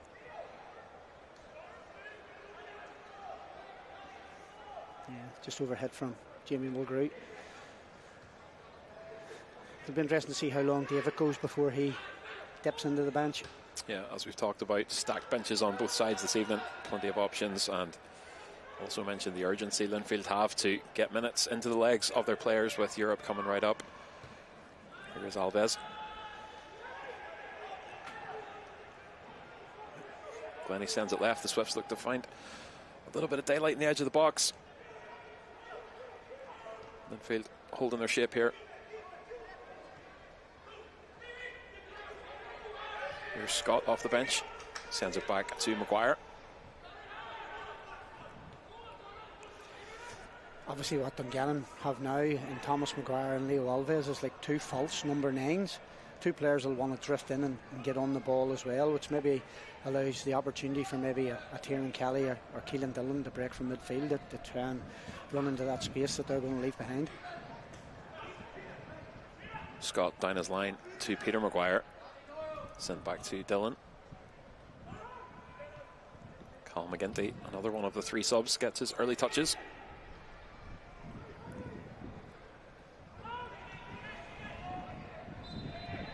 Bigaramana sent to the deck by Charlie Allen. Draws Jamie Robinson's whistle. Taken quickly though to Alves. Looks up and sees a bank of Linfield defenders.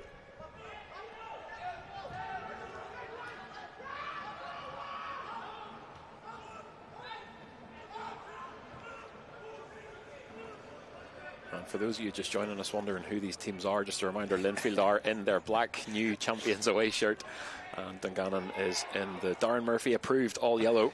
Yeah, I actually like it. It's a really nice kit when you see it up close there. You know, you've got the opportunity to see it up close. It's a lovely jersey, I have to say now. So's a Linfield one, by the way. It's a lovely jersey. So much more goes into jerseys now, Joe. It really is, like, you know, gone to the day where being just simple. Yeah, it's a fashion thing now, and it's a big thing. Jersey reveals. It certainly is, and your away jersey at Lawrence, beautiful. To be fair, done really, a good job nice. This year. I claim absolutely zero credit for that, but if anyone wants to give me any, I'll take it.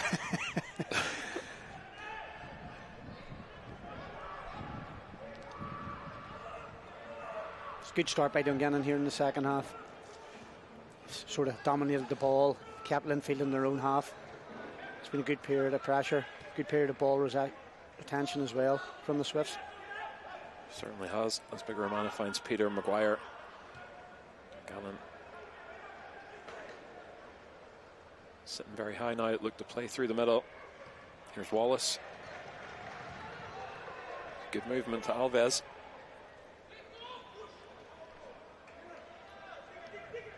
Kelly sees Scott making a run. Finds Scott. Scott cuts a ball back in.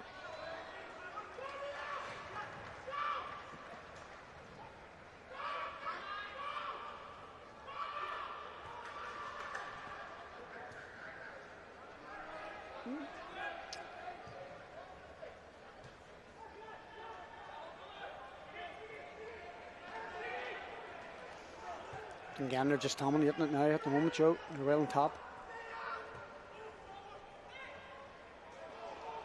It's again good interplay from Dungannon. Find themselves in the box. Alves is there in the middle. Snapped ball just finds its way out of play before the near post. Good play by Thomas Maguire again. A cheeky wee moustache of his there too. I was trying not to bring it up, personally. The point is he can pull it off, I can't. Great feat by him inside the 18-yard box. Does really well again. He's been a bright spark for Dungannon this evening, to be fair to Thomas. He really has. Yeah, he's a high energy player and has been so far. Swifts then a lot of early possession and a corner. First corner of the half. And they're going to get a second bite of the cherry here. That's something Dungannon are hopefully going to have to try and find a replacement. Dean Curry scored a lot of goals last year for Dungannon Swifts. I remember even the one in the semi-final against Bangor at Seaview when it was 1-0. It was a tense affair. He scored a great header. Take two then. Ball just floats over the top of everyone. And take three. Yeah. Going to get a third from the other side. Wallace cantered off in pursuit of that, but realised it was going out. And it's going to be Alves, who's been busy since he's come on here at half-time.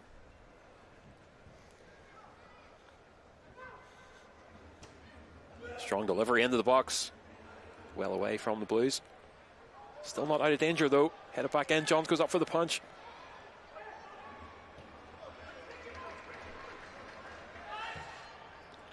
Alves, good ball, swings in towards the back post. Johns out again, sprawled out, just managed to get a hand to that. And Jimmy Robinson's whistle spares the Blues.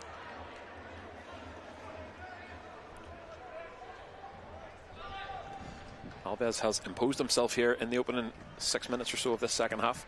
Yeah, it's been a good introduction and a good start by Leo. It certainly has.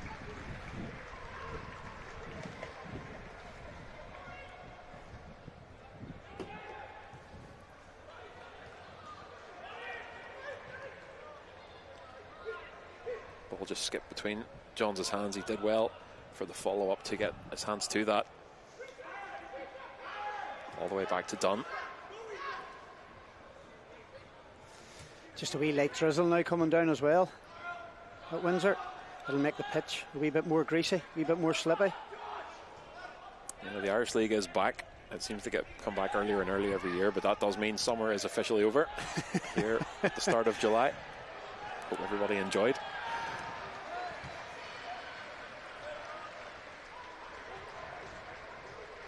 We have had a good summer, to be fair. Spectacular so far.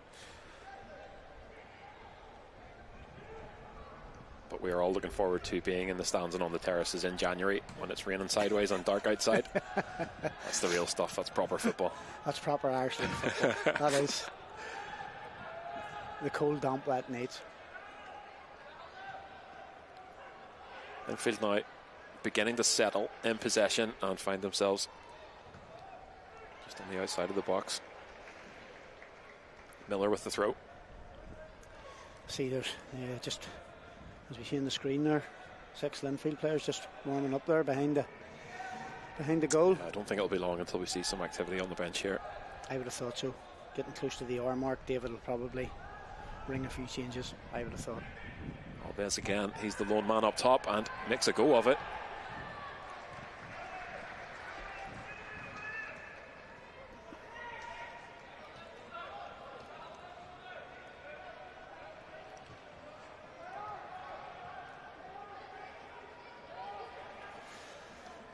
Rodney looks to be making a few more changes as well. Yeah, it seems to be 2 up over in the Dungannon technical area. 2 kids, Bobby Jack McAleese and Leon Boyd.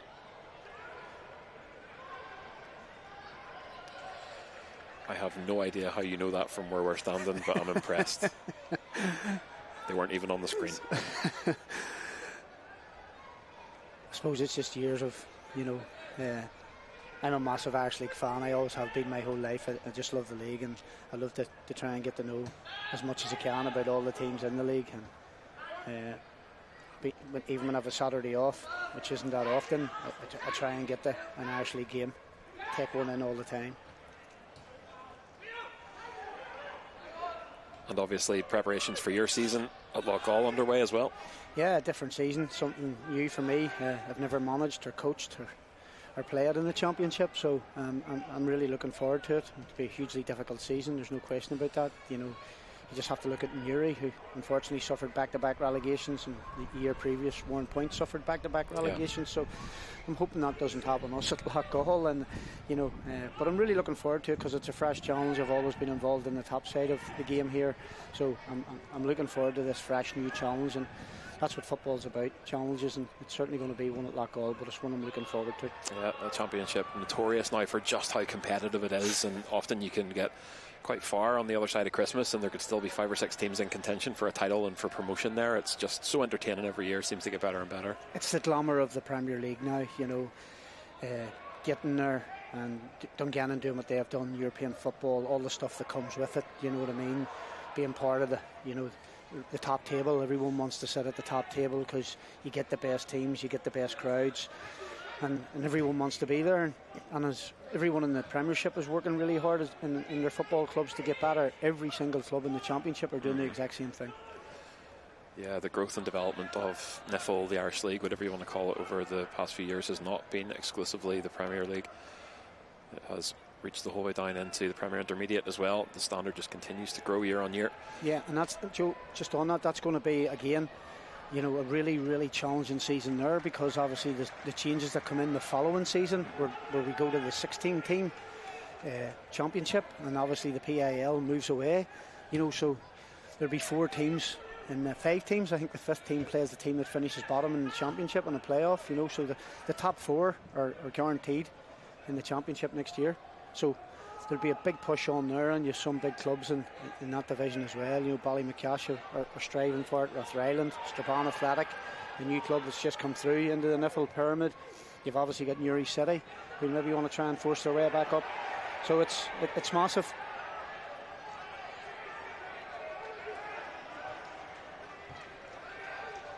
Here's Ethan McGee back to Allen.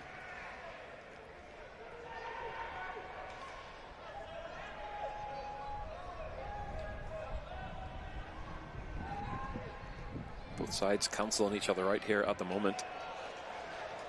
And that ball sent out of play. Here we go. Linfield are a couple of tracksuit tops coming off. Is your goalkeeper sub as well? Yeah. again, I suppose David has to look at it. You know, if anything is to happen, you know, Chris Johns or David Walsh, he probably still wants them to have game time. You know, because you never know. You just don't know. You could have an injury in training. It could be anything. But Linfield are certainly ringing the changes here. Yeah, see Chris Shields, David Walsh to take over in goal.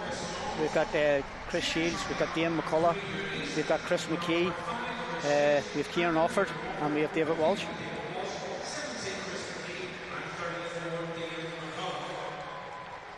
That's the end of Chris Johns' day then. David Walsh takes over. And wholesale changes from David Healy. We are just shy of the hour mark, 58:20 on the clock. Still 0-0 here. I got it right anyway. I did say David would give it an hour before he would make the changes. Yeah, it looks to be a couple of players ready in Dungannon's area as well. Yeah. Looks to be 3 at least. Meanwhile, long throw from Dungannon down the left-hand side, sent right back by Linfield. Yeah, I'd say before Dungannon make them changes, it'll be Sean McAllister, Bobby Jack, and Leon Boyd, I think.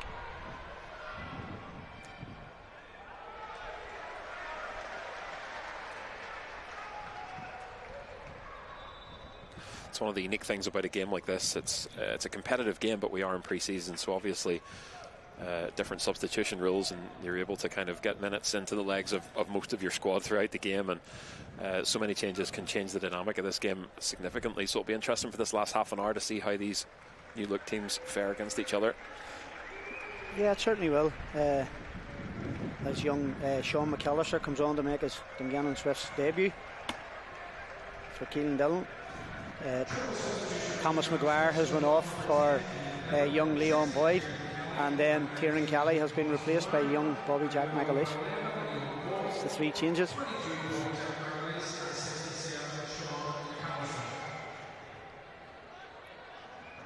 Remind me before we finish tonight to get the name of your optician. Very impressive. Space on the right for Dungannon. Quickly closed down by the Blues. And Bigaramana put under pressure.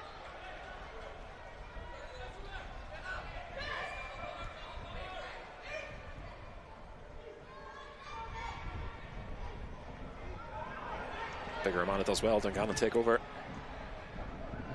It's McAleish.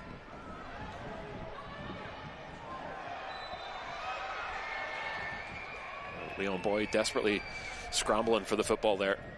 Just a wee bit over eager. I think it was actually Sean McAllister. Yeah, just comes in from behind, catches young Matthew Orr, young player of the year last year in the Niffle League. And the veteran Chris Shields with the captain's armband now.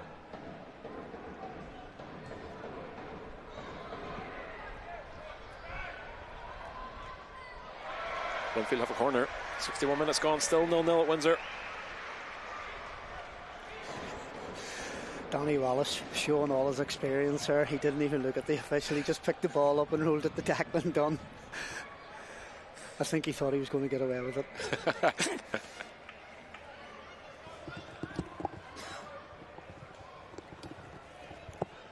So Linfield's first corner of the half with 61 and a half gone. Still looking for a goal to break the deadlock here.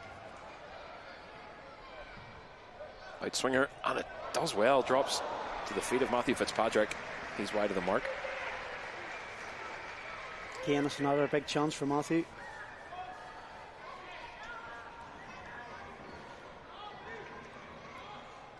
Good delivery right onto his foot. Just couldn't get the angle on the turn.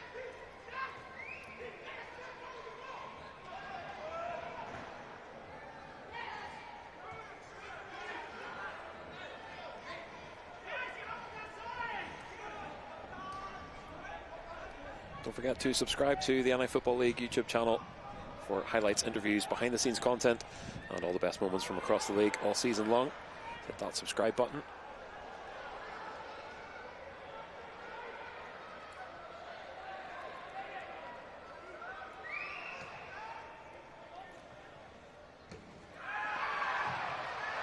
Couple of big 50-50 balls there.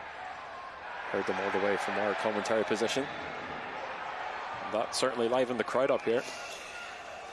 That's one thing that Josh Archer certainly brings to his game. He's very, very competitive. You know, he's made 3 challenges there in the space of, we can just watch it. The first one, it's a great challenge, and he's up very, very quickly. He wins the second challenge, and then he's up off his feet again to go and win the third challenge. He's maybe just a wee bit too robust in this one, but there's certainly an eagerness about Josh. He obviously wants to impress the manager, David Healy. Yeah, and there's absolutely no surprise that the fans loved it. That's what you want to see from your players, just that commitment and absolutely no fear. Physical side of the game, even at this stage in the season, to be laying it all on the line. And a roar from Windsor as Linfield surge. I think that's a minimum requirement at Windsor. You know, being a player here myself, you know, that competitiveness, that willingness to win, that's a given. Like,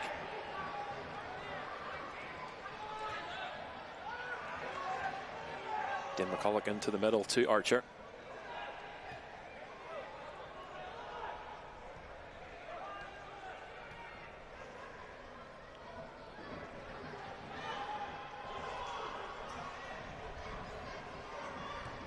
And Archer again out onto Linfield's left, back to McCulloch. McCulloch has a bit of room to run. Dungannon sitting off the Blues just at the minute. Not a lot of pressing.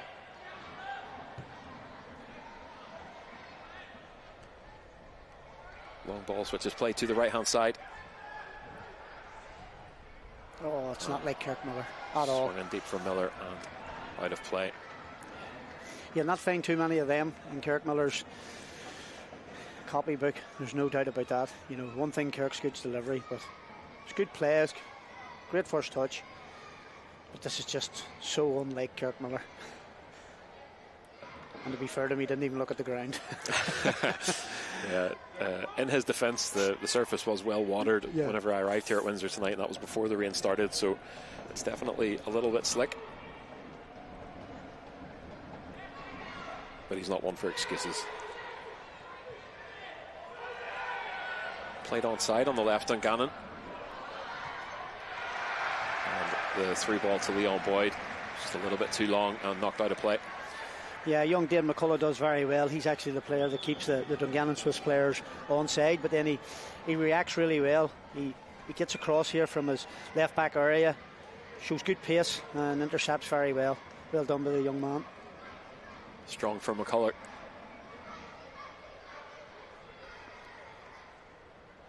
Comes from a really good footballing family, so he does. His father Neil played, obviously Dean McCulloch as well, Gary McCulloch. All have played Irish League football as well. And the flag is up this time for offside.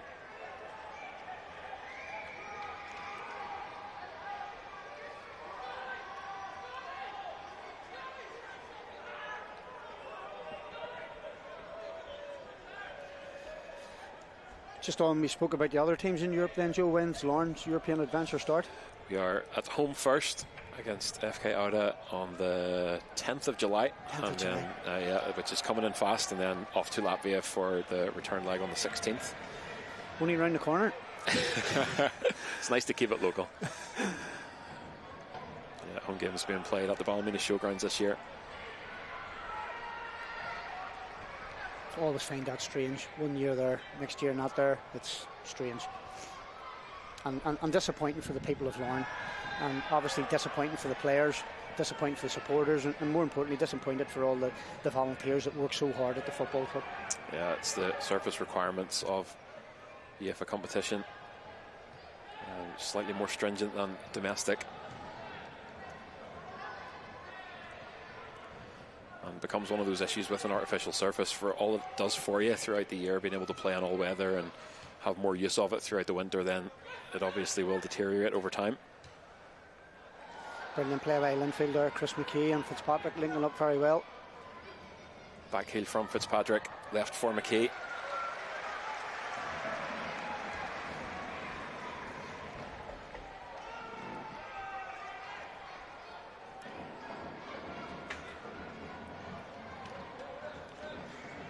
Blues with another corner then, 67.5 minutes and still 0-0 in the Action Mental Health Nifl Charity Shield. Again, Swiss penalty shootout at Windsor. When's the last time we had one of them? It's never been seen. Yeah,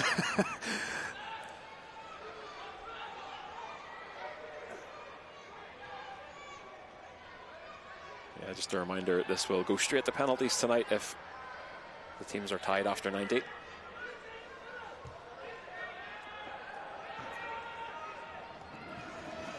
Rodney dipping into the bench again. He's certainly utilising the squad. Everyone's getting minutes. Yeah, it looks like it's going to be their 7th and 8th substitutions, I think. 2 stripping down over in Rodney McAree's technical area.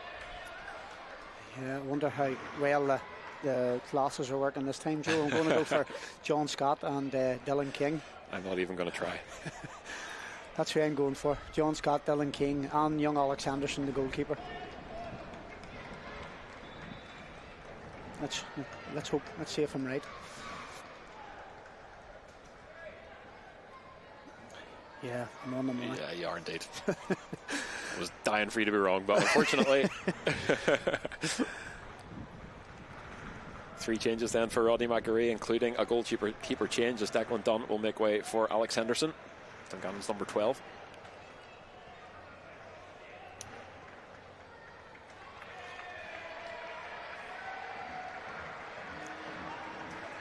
See Gail Bigger-Romana and Peter Maguire making way.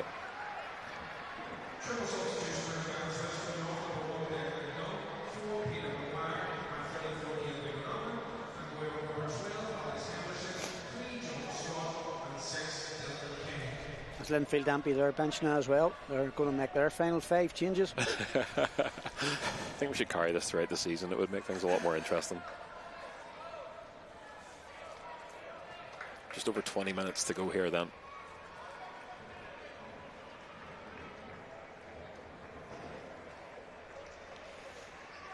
We have Sam Roscoe, Scott Whiteside, Rhys Arnott, Ryan McKay, and young Sean Brown making his debut again. A player. Sean Brown, formerly of Larne, making his Linfield debut here, and I think that actually completes Linfield's bench. That's everybody. Full house. Yep, that's 10 changes now for the Blues.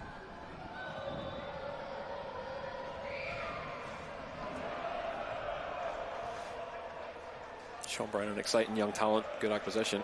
So I'll just have a wee quiz question for you here, Joe. I know the answer. Who's the only Linfield player who's going to play the 90 minutes? And I know the answer.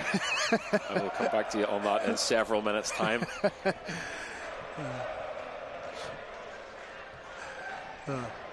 I'm desperately scanning the team sheet here, and if there's anybody at home shouting it out, I'm impressed. Yeah. I'll give you a clue. He's number 21. It's Josh Archer. Yes, it is. That's impressive. I think you're just making a point of trying to impress now.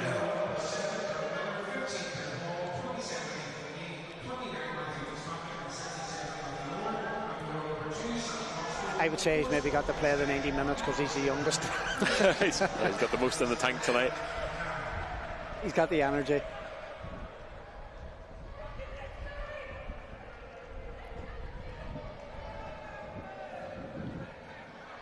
I think Rodney's the same. I think Rodney's emptied his bench too, bar the other young goalkeeper. Yeah, bar Dylan Glass, he has. So, I know what you're about to ask me. Who's playing the 90 for the Swifts? Well, one of them will definitely be Adam It's Adam Glennie, yeah. Thank goodness Adam Glennie was the first to show me his back there, and I just saw the number 14. And Donny Wallace. He'll be the other one. Again, 2 outstanding players this year for Dungannon. That's what's good about the Charity Shield. You know, that's what's good about this. You know, this game. It gives the 2 managers that opportunity to get all their players involved in a competitive game, which it has been. It's been a competitive game. There's no question about that. There has been a few wee feisty challenges in it. There's been a few half chances, and obviously both teams will want to win the game. You know, so it's been good for both David and Rodney. Sean McAllister was screaming for the ball over on the right hand side there. To find himself in some space. He's still looking for a through ball, not getting the service though. And the wind and rain is really driving down now onto the surface at Windsor. I think the wind's at Linfield's backs too as well. just into the old railway stand. Bit of a lift coming from the crowd over in the home end.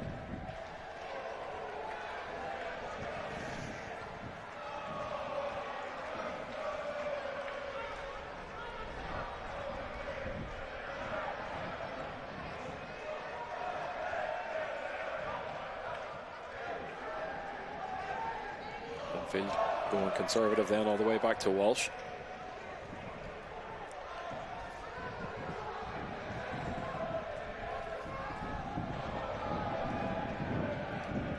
Walsh is pressed by Sean McAllister. What's interesting, Linfield have went to their more natural flat back four, whereas Dungannon have kept their back three. Dane McCulloch then ventures forward, finds Shields. Shields with a good ball down the right, just over the top.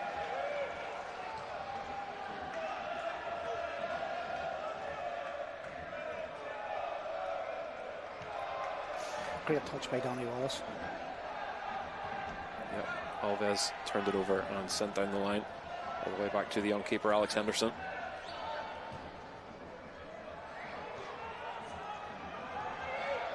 Here is Alves.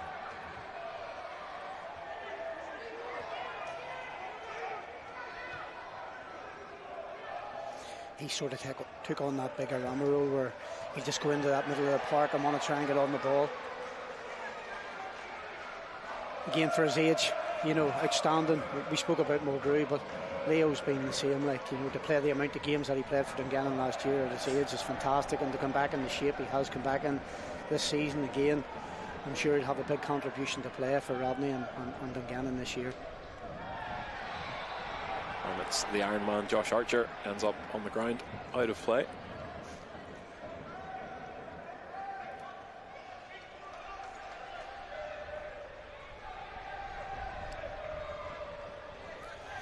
Stole a couple of yards there, young Sean Brown. 15 minutes to go. Brown's free kick swung into the box. Sent back out by Dylan King. Linfield still on the ball though. Opportunity here. Cut off by Stephen Scott. Roar from the Windsor crowd as the Blues get the corner. I suppose we have to give the players credit. There have been so many changes, you know, it can be difficult in a game, you know, but to be fair to the players, they've all adapted quite well, you know, when there's been obviously the wholesale changes by both teams. Corner ball drops in towards the near post, and it's Danny Wallace who sends it back out of play for another. I think that Danny just took control there of that situation. I think the young goalkeeper was maybe young Alex was calling for it, but Danny just stepped in. Second ball then.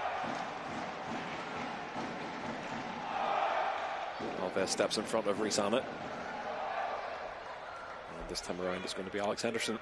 It's the goal kick.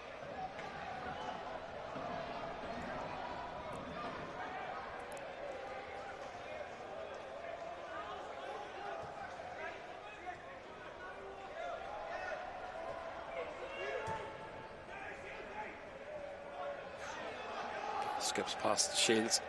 Swifts keep a hold of it. Michael Lees. Alves gets things back underway quickly.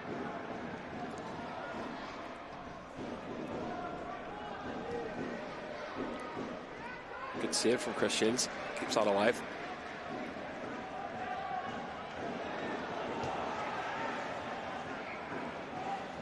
Again, another player who's had a wonderful career, not just here at Linfield but also in the League of Ireland. An outstanding footballer Chris Shields has been as well. It must be brilliant for David Healy to have so much experience in Mulgrew and Shields still in your panel. It's the type of player, and he's not alone in that Linfield lineup, but it's the type of player you look to late in the game whenever you need to make something happen and you need that kind of veteran experience, someone to put the game on their back, and Chris Shields definitely is that. Yeah, and somebody that, you know, obviously David will rely heavily on, both Mulgrew and him, and maybe Kirk Miller when they go into the European campaign. Players that have, you know, been there, have seen it, and have done it, and understand the demands and what it takes to to be successful in Europe as well. So, it's always important. Yeah, I love to see young players coming through, and we all want to see that, but you do need some experience in your squad as well. And Rod has that in Biggie, he has that in Leo as well, and obviously David has it with the two in Shields and Mulgrew.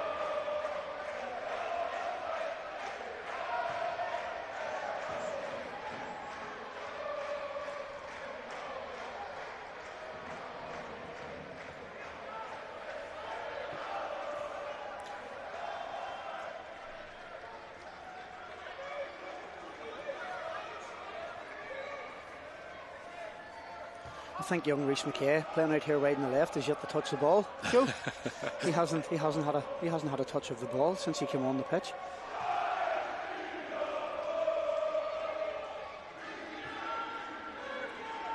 Ball sent up the middle to Shields. Flicked out onto the right. Here's McKee.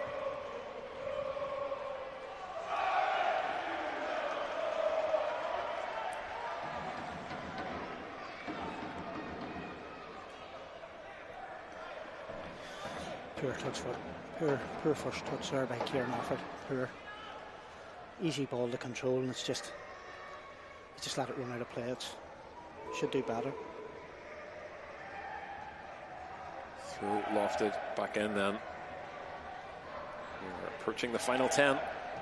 It's a game that has not been rich in chances on goal. Still time for someone to break the deadlock though.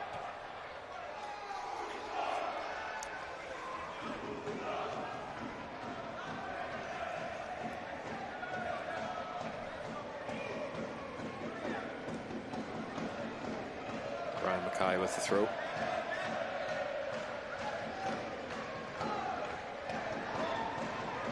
Strong challenge from Scott.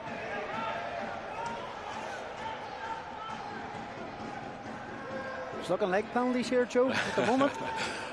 It certainly is. 79:47 on the clock and still 0-0.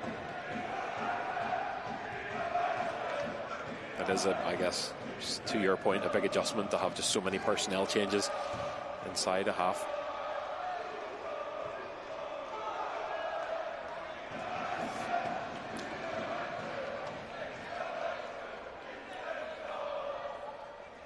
Effectively, we have 19 new players on the pitch. Obviously, one Linfield player, two Dungannon players. Are the only three left that are going to complete the 90 minutes of football. So, as you say, it's massive changes. It can, make the game a wee bit disjointed. He's certainly not going to be allowed to take the corner from there, is he? Or is he? He did too. He is, and he did. Or was it a free kick?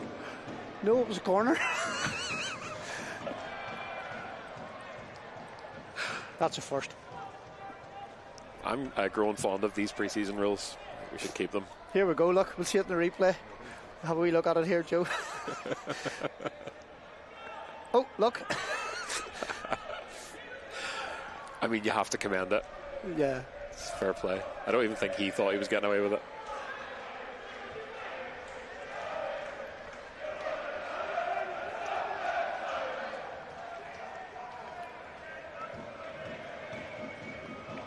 Here's McGinty. Henderson does well.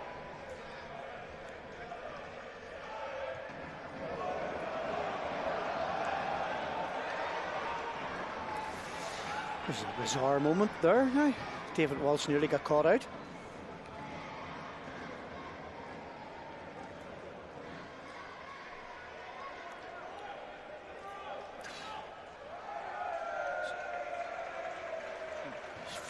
He's lucky, to be fair. Bounced wide in the end. I think it was actually Scott Whiteside. And it's Dungannon's corner then, as we hit the 82nd minute. Inside the last 10 now. Tight ball, drops to the back post. Walsh gets a hand to it.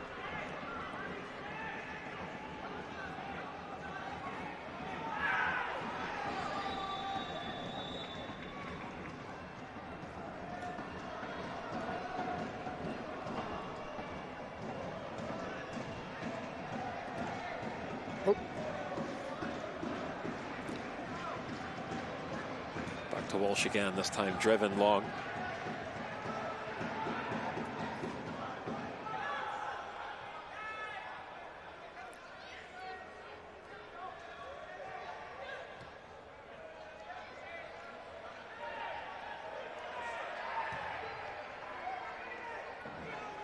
Scrappy for the past few minutes here.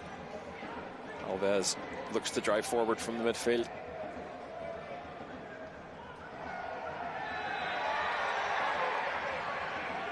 He comes down along with Chris Shields. Yeah, it's a definite foul. Dixie Robinson's just a wee bit angry. Louise is just asking him to sit back down.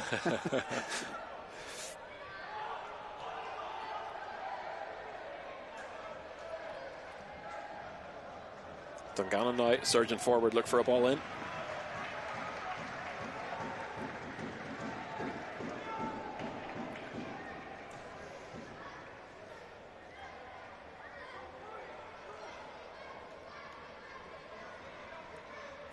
This corner to be taken by Sean McAllister.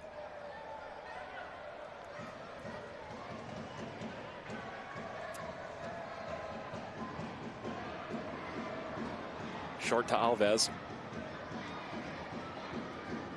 And back to McAllister. Whip the ball towards the back post.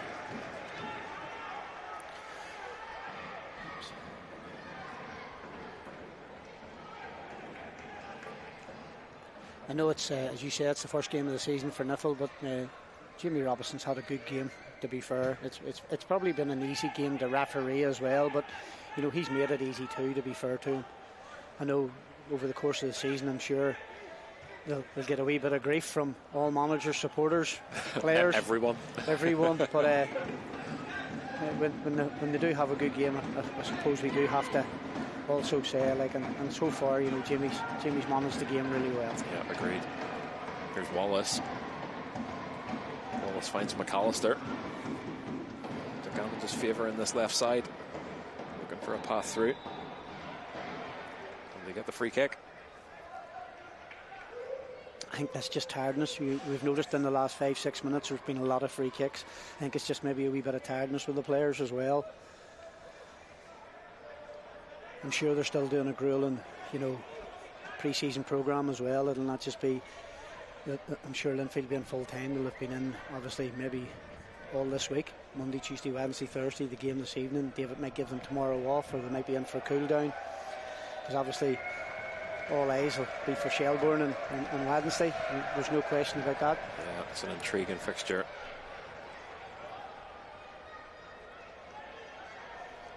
Inside the last 5 then. And Alves will take the free kick from the left-hand side for the Swifts. Drops in towards the feet of Cathal McGinty. Shields collects.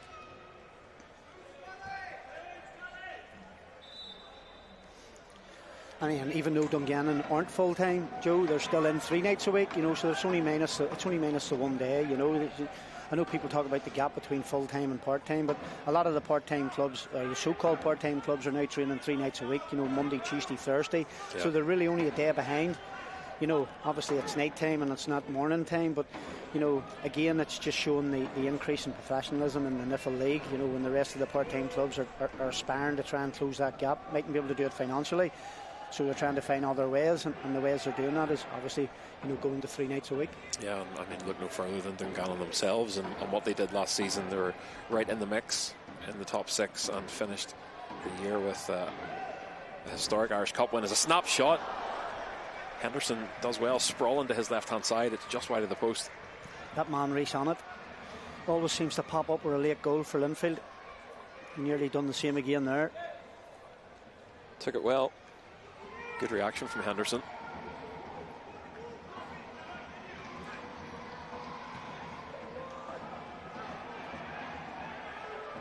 Henderson put under pressure by Annett. Almost pays off for the Blues.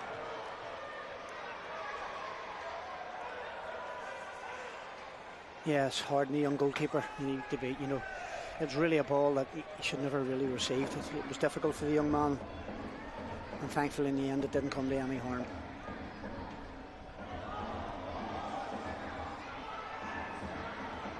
Swifts with another throw, just inside their own half on their left.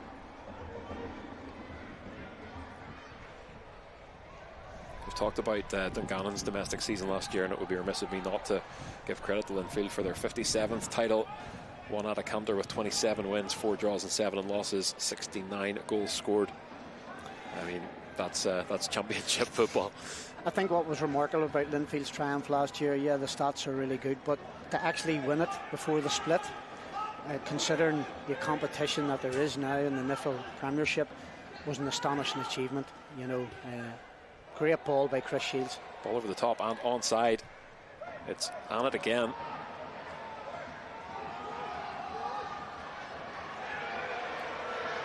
Linfield now bearing down on Dungannon. We are inside the last 2 minutes, still locked at 0-0 here. Penalties loom.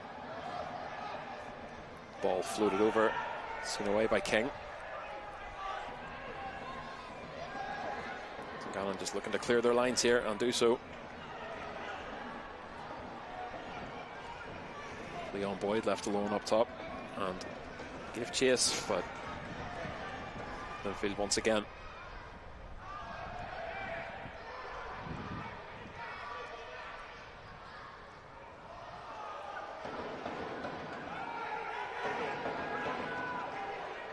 One minute to go. Here's Stephen Scott.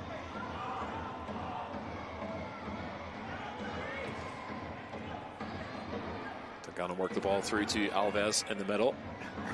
That man Archer at his heels again, nipping away at him. He doesn't look like the only man who's played 90 minutes.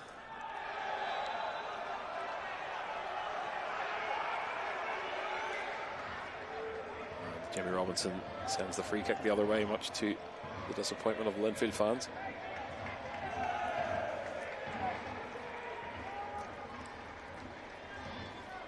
It'll be interesting to see if Louise holds up aboard, to see if there's any extra minutes. Surely there'll be some with all the substitutions. Yeah, we're inside the last 10 seconds now. That almost the 90 minutes played here. And 0-0. Will we get injury time? I don't know what the rules are anymore. We can take corners from anywhere. No, we don't get any injury time. There's your answer. We just get bang on the 90.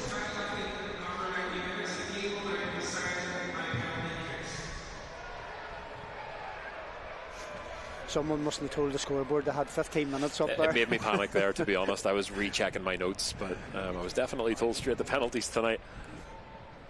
And it will be a shootout then to decide the Action Mental Health Charity Shield for 2025.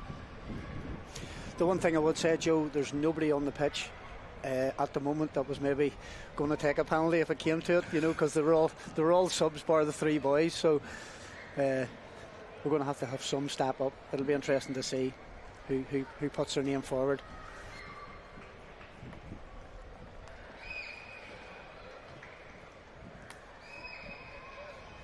For a young player like Alex Henderson in the Swifts goal, this is a big moment. Yeah, the one thing about being a goalkeeper, I've always said it in the penalty shootout, you can only be a hero. You can't be anything else.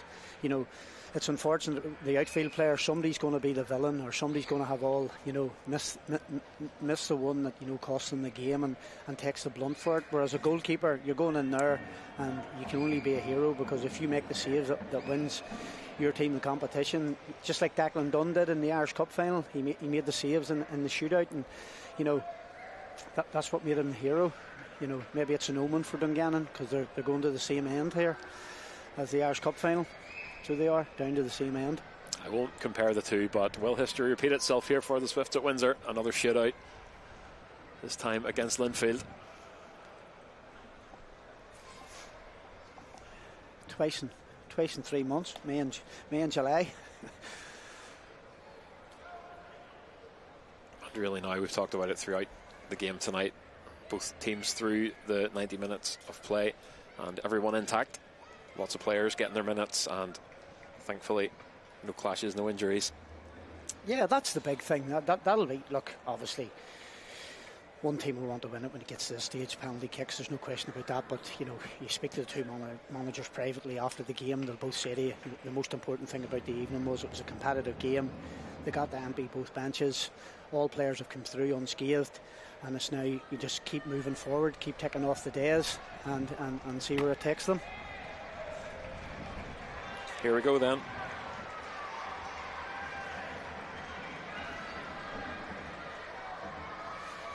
Linfield in their traditional black jerseys and Dungannon in their traditional yellow jerseys.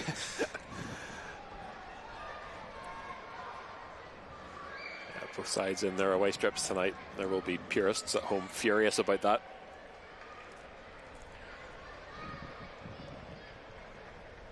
Again, you've got now two goalkeepers at different spectrums of their career. David Walsh, who obviously come in at a wonderful end of the season, has been at Linfield a long time as a young boy, has come through the ranks, and then young Alex Anderson, who's obviously starting off his career as in the Premiership with Dungannon Swifts. It will be Walsh in goal for Linfield versus Alves for Dungannon to take the first penalty. If he replicates his penalty in the Irish Cup final, I'll be astonished. He put it into that top right hand corner. It was, yeah, slotted it in. Here's Alves. Off the post, off Walsh. It's one of the stranger penalties you'll see. I don't think I've ever seen that. Somehow manages to hit the post and David Walsh before the ball sneaks its way into the net. Nevertheless, Dungannon go a goal to the good. There, here, replay. Joe. I mean, that's remarkable. Hits him in the bum. And yeah, well, Walsh quite rightly looks hard done by that. Maybe Rodney's name's on the shield. Here's Alex Henderson then versus Linfield's Kieran Offord. Offord's penalty. And we do have first Linfield goal of the evening to a big roar from Windsor. One apiece.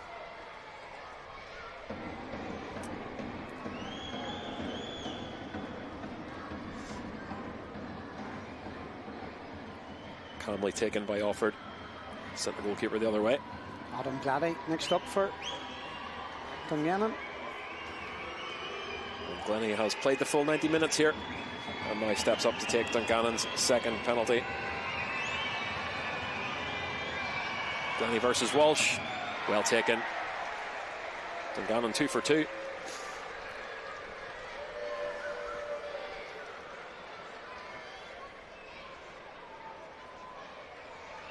Here comes the captain, Chris Shields, second half substitute to face Dungannon's young keeper, Alex Henderson. Bit of a gulf in experience between these two. Certainly is. Shields buries it in the corner. Great penalty from Chris Shields. To Henderson's credit, he goes the right way.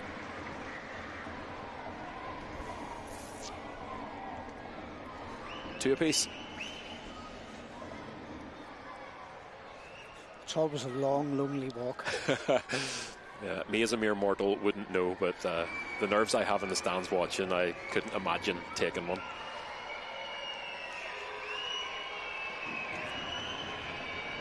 Young Sean McAllister. McAllister with Dungannon's third. Stutter step and well taken. As cool as you like.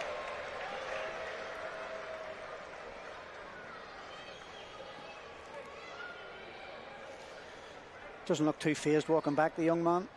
No, that's 3 for 3 now, the Swifts.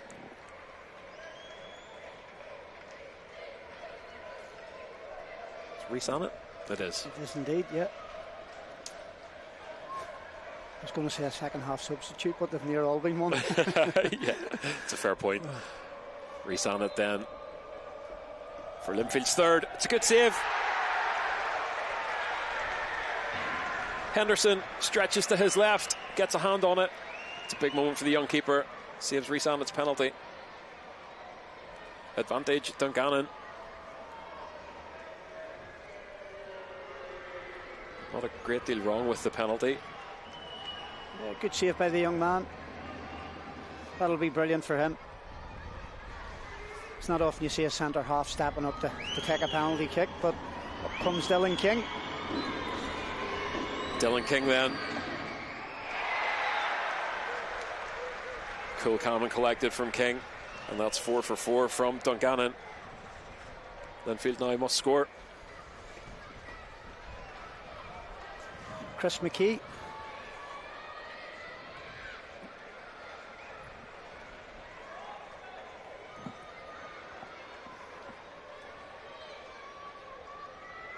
Oh, young goalkeepers obviously got a wee bit confident there. He sort of picked the ball up and sort of bounced it at Chris McKee. Here's Chris McKee then to keep Linfield alive. It's about as cool as it gets from McKee. Dungannon now will seal the Charity Shield with a goal here. Leon Boyd, it looks like.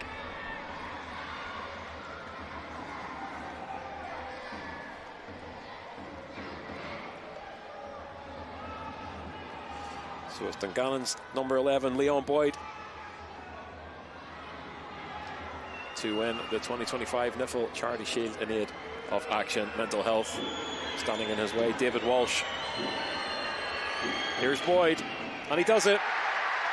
History repeats itself for Dungannon. Irish Cup glory just a couple of months ago, and tonight we raise the curtain on a brand new Niffle season as Dungannon beat Linfield for the 2025 Charity Shield. Yeah, overall, look, Rodney will be pleased. Again, he's come to Windsor Park. He's obviously played Linfield in their home ground. They've won the game, so Rodney will be really pleased about that. But I think the most pleasing thing for both managers will be the fact that they've got through the game without any serious injuries, and now all eyes turn to European football for both teams. Just 5 days until Linfield take on Shelbourne in the Champions League first qualifying round. That's to be played in Dublin on the 9th of July, with the return leg in Belfast the following week on the 16th. Yeah, obviously Shelbourne announced today that Joey O'Brien has got the job on a full-time basis, so that's maybe to try and install a bit of calmness to the players and stuff like that, because obviously there was a big upheaval after Damien Duff has stepped away from after leading them to the league title, and obviously Joey was part of his backroom staff, so it's one of those ones where Shels have obviously looked at it and thought, right, we need to have a wee bit of stability, bring a wee bit of calmness, and they've done that. It's interesting, the timing of it. It's just come 5 days prior to the game, because I'm sure Linfield could maybe used that to their advantage. If Shelbourne were still didn't have a manager going into that game, but they've moved today to dampen that as well. So it'll be interesting to see. Look, it's a tie that Linfield can definitely go with a lot of confidence. The one thing that David has been really good at it in his time at Windsor, he's been good at lots and lots of things, but in Europe he's been really good. He's been able to get results, and he's got close a few times to get to the group stages, so he knows how to deal with European football, and that's important. And likewise for Rodney, again, it's a new adventure for him as a head coach. He's obviously been there as a player. I was fortunate enough to be with him in the Dungannon team that played in Europe 2 years in a row, but it's a new adventure for him, and it's a new adventure for lots of them young players that he has there, and again that he can look forward to it. And look, congratulations to them again. 2 trophies this season, and both have been won on penalties. 2 trophies at Windsor Park in 3 months on penalties is not a bad return for Rodney McAree. Just on that Damien Duff point, it was extraordinary news, extraordinary timing. I think it was the fixture of the kind of draw this summer that everybody raised an eyebrow at, and an All-Ireland tie between Linfield and Shelbourne, and then for such a big character in the League of Ireland to walk away just days after. I'm sure Linfield fans were licking their lips at the prospect of going and playing a week in Shelbourne and having lost him. Yeah, certainly, but I think, as I say, the big thing is that they've been able to keep Joey O'Brien, and the big thing is that Joey knows the players. The players have seemed to have responded to him. Damien's obviously made the decision. He felt himself, you listen to his interviews, he felt that he had brought the football club as far as he could. You look back in his tenure, it's been nothing but success. Obviously he got the Holy Grail, which was the championship, and they were deserved winners. Anybody that takes the crown of Shamrock Rovers deservedly win it. As you say, Linfield maybe looked at it and thought, we've got an opportunity here because there's a wee bit of uncertainty at Shelbourne, but they've moved very quickly to change that. So as Dungannon head over to their fans who have made the journey down from Dungannon. What a summer it's been for the community of Dungannon, and I hope that it continues to grow the crowds at Steinmore all year long. It's a special squad and a special manager that side has right now, and if I was in that town, I would be taking every opportunity I could to watch them. Yeah, totally agree. Again, it's a town. It's quite strange to a lot of towns in Northern Ireland and cities, but you have the football club, then you have the rugby club, and then you have the hockey club all on one road. They're literally only not even half a mile apart. You know, so it's a really great sporting town. Obviously, you've also then got Tyrone. When you look at the Gaelic football, Tyrone are in the semi-final of the All Ireland as a county. You know, so it's thriving at the minute, Tyrone, and the sporting teams in it are thriving as well. So, you know, long may it continue. And you know, as you say, Rodney's done an unbelievable job at Dungannon, and I'm delighted for him and staff and all the volunteers and supporters that work at the football club. Yeah, it's an exciting season ahead for the Swifts, starting with Europe. As Biggie. Gil Bigger-Amana to receive the Charity Shield. He might be the new club captain. Obviously, we're Dean Curry moving on. It'll be interesting to see who Rodney hands that armband to. I know there's been no official announcement. And congratulations as the Niffle season begins to Dungannon Swifts, winners of the 2025 Niffle Charity Shield in support of Action Mental Health. And just one last reminder that you can support Action Mental Health tonight by texting your team's name, either Linfield or Swifts, in capital letters to 70450. Fiver plus your standard network rate, and all proceeds going to Action Mental Health, and you could win a signed shirt from your club. Murph, an absolute pleasure. Thank you very much for your insight tonight, and good luck for the season ahead with Loughgall. We'll be keeping a close eye.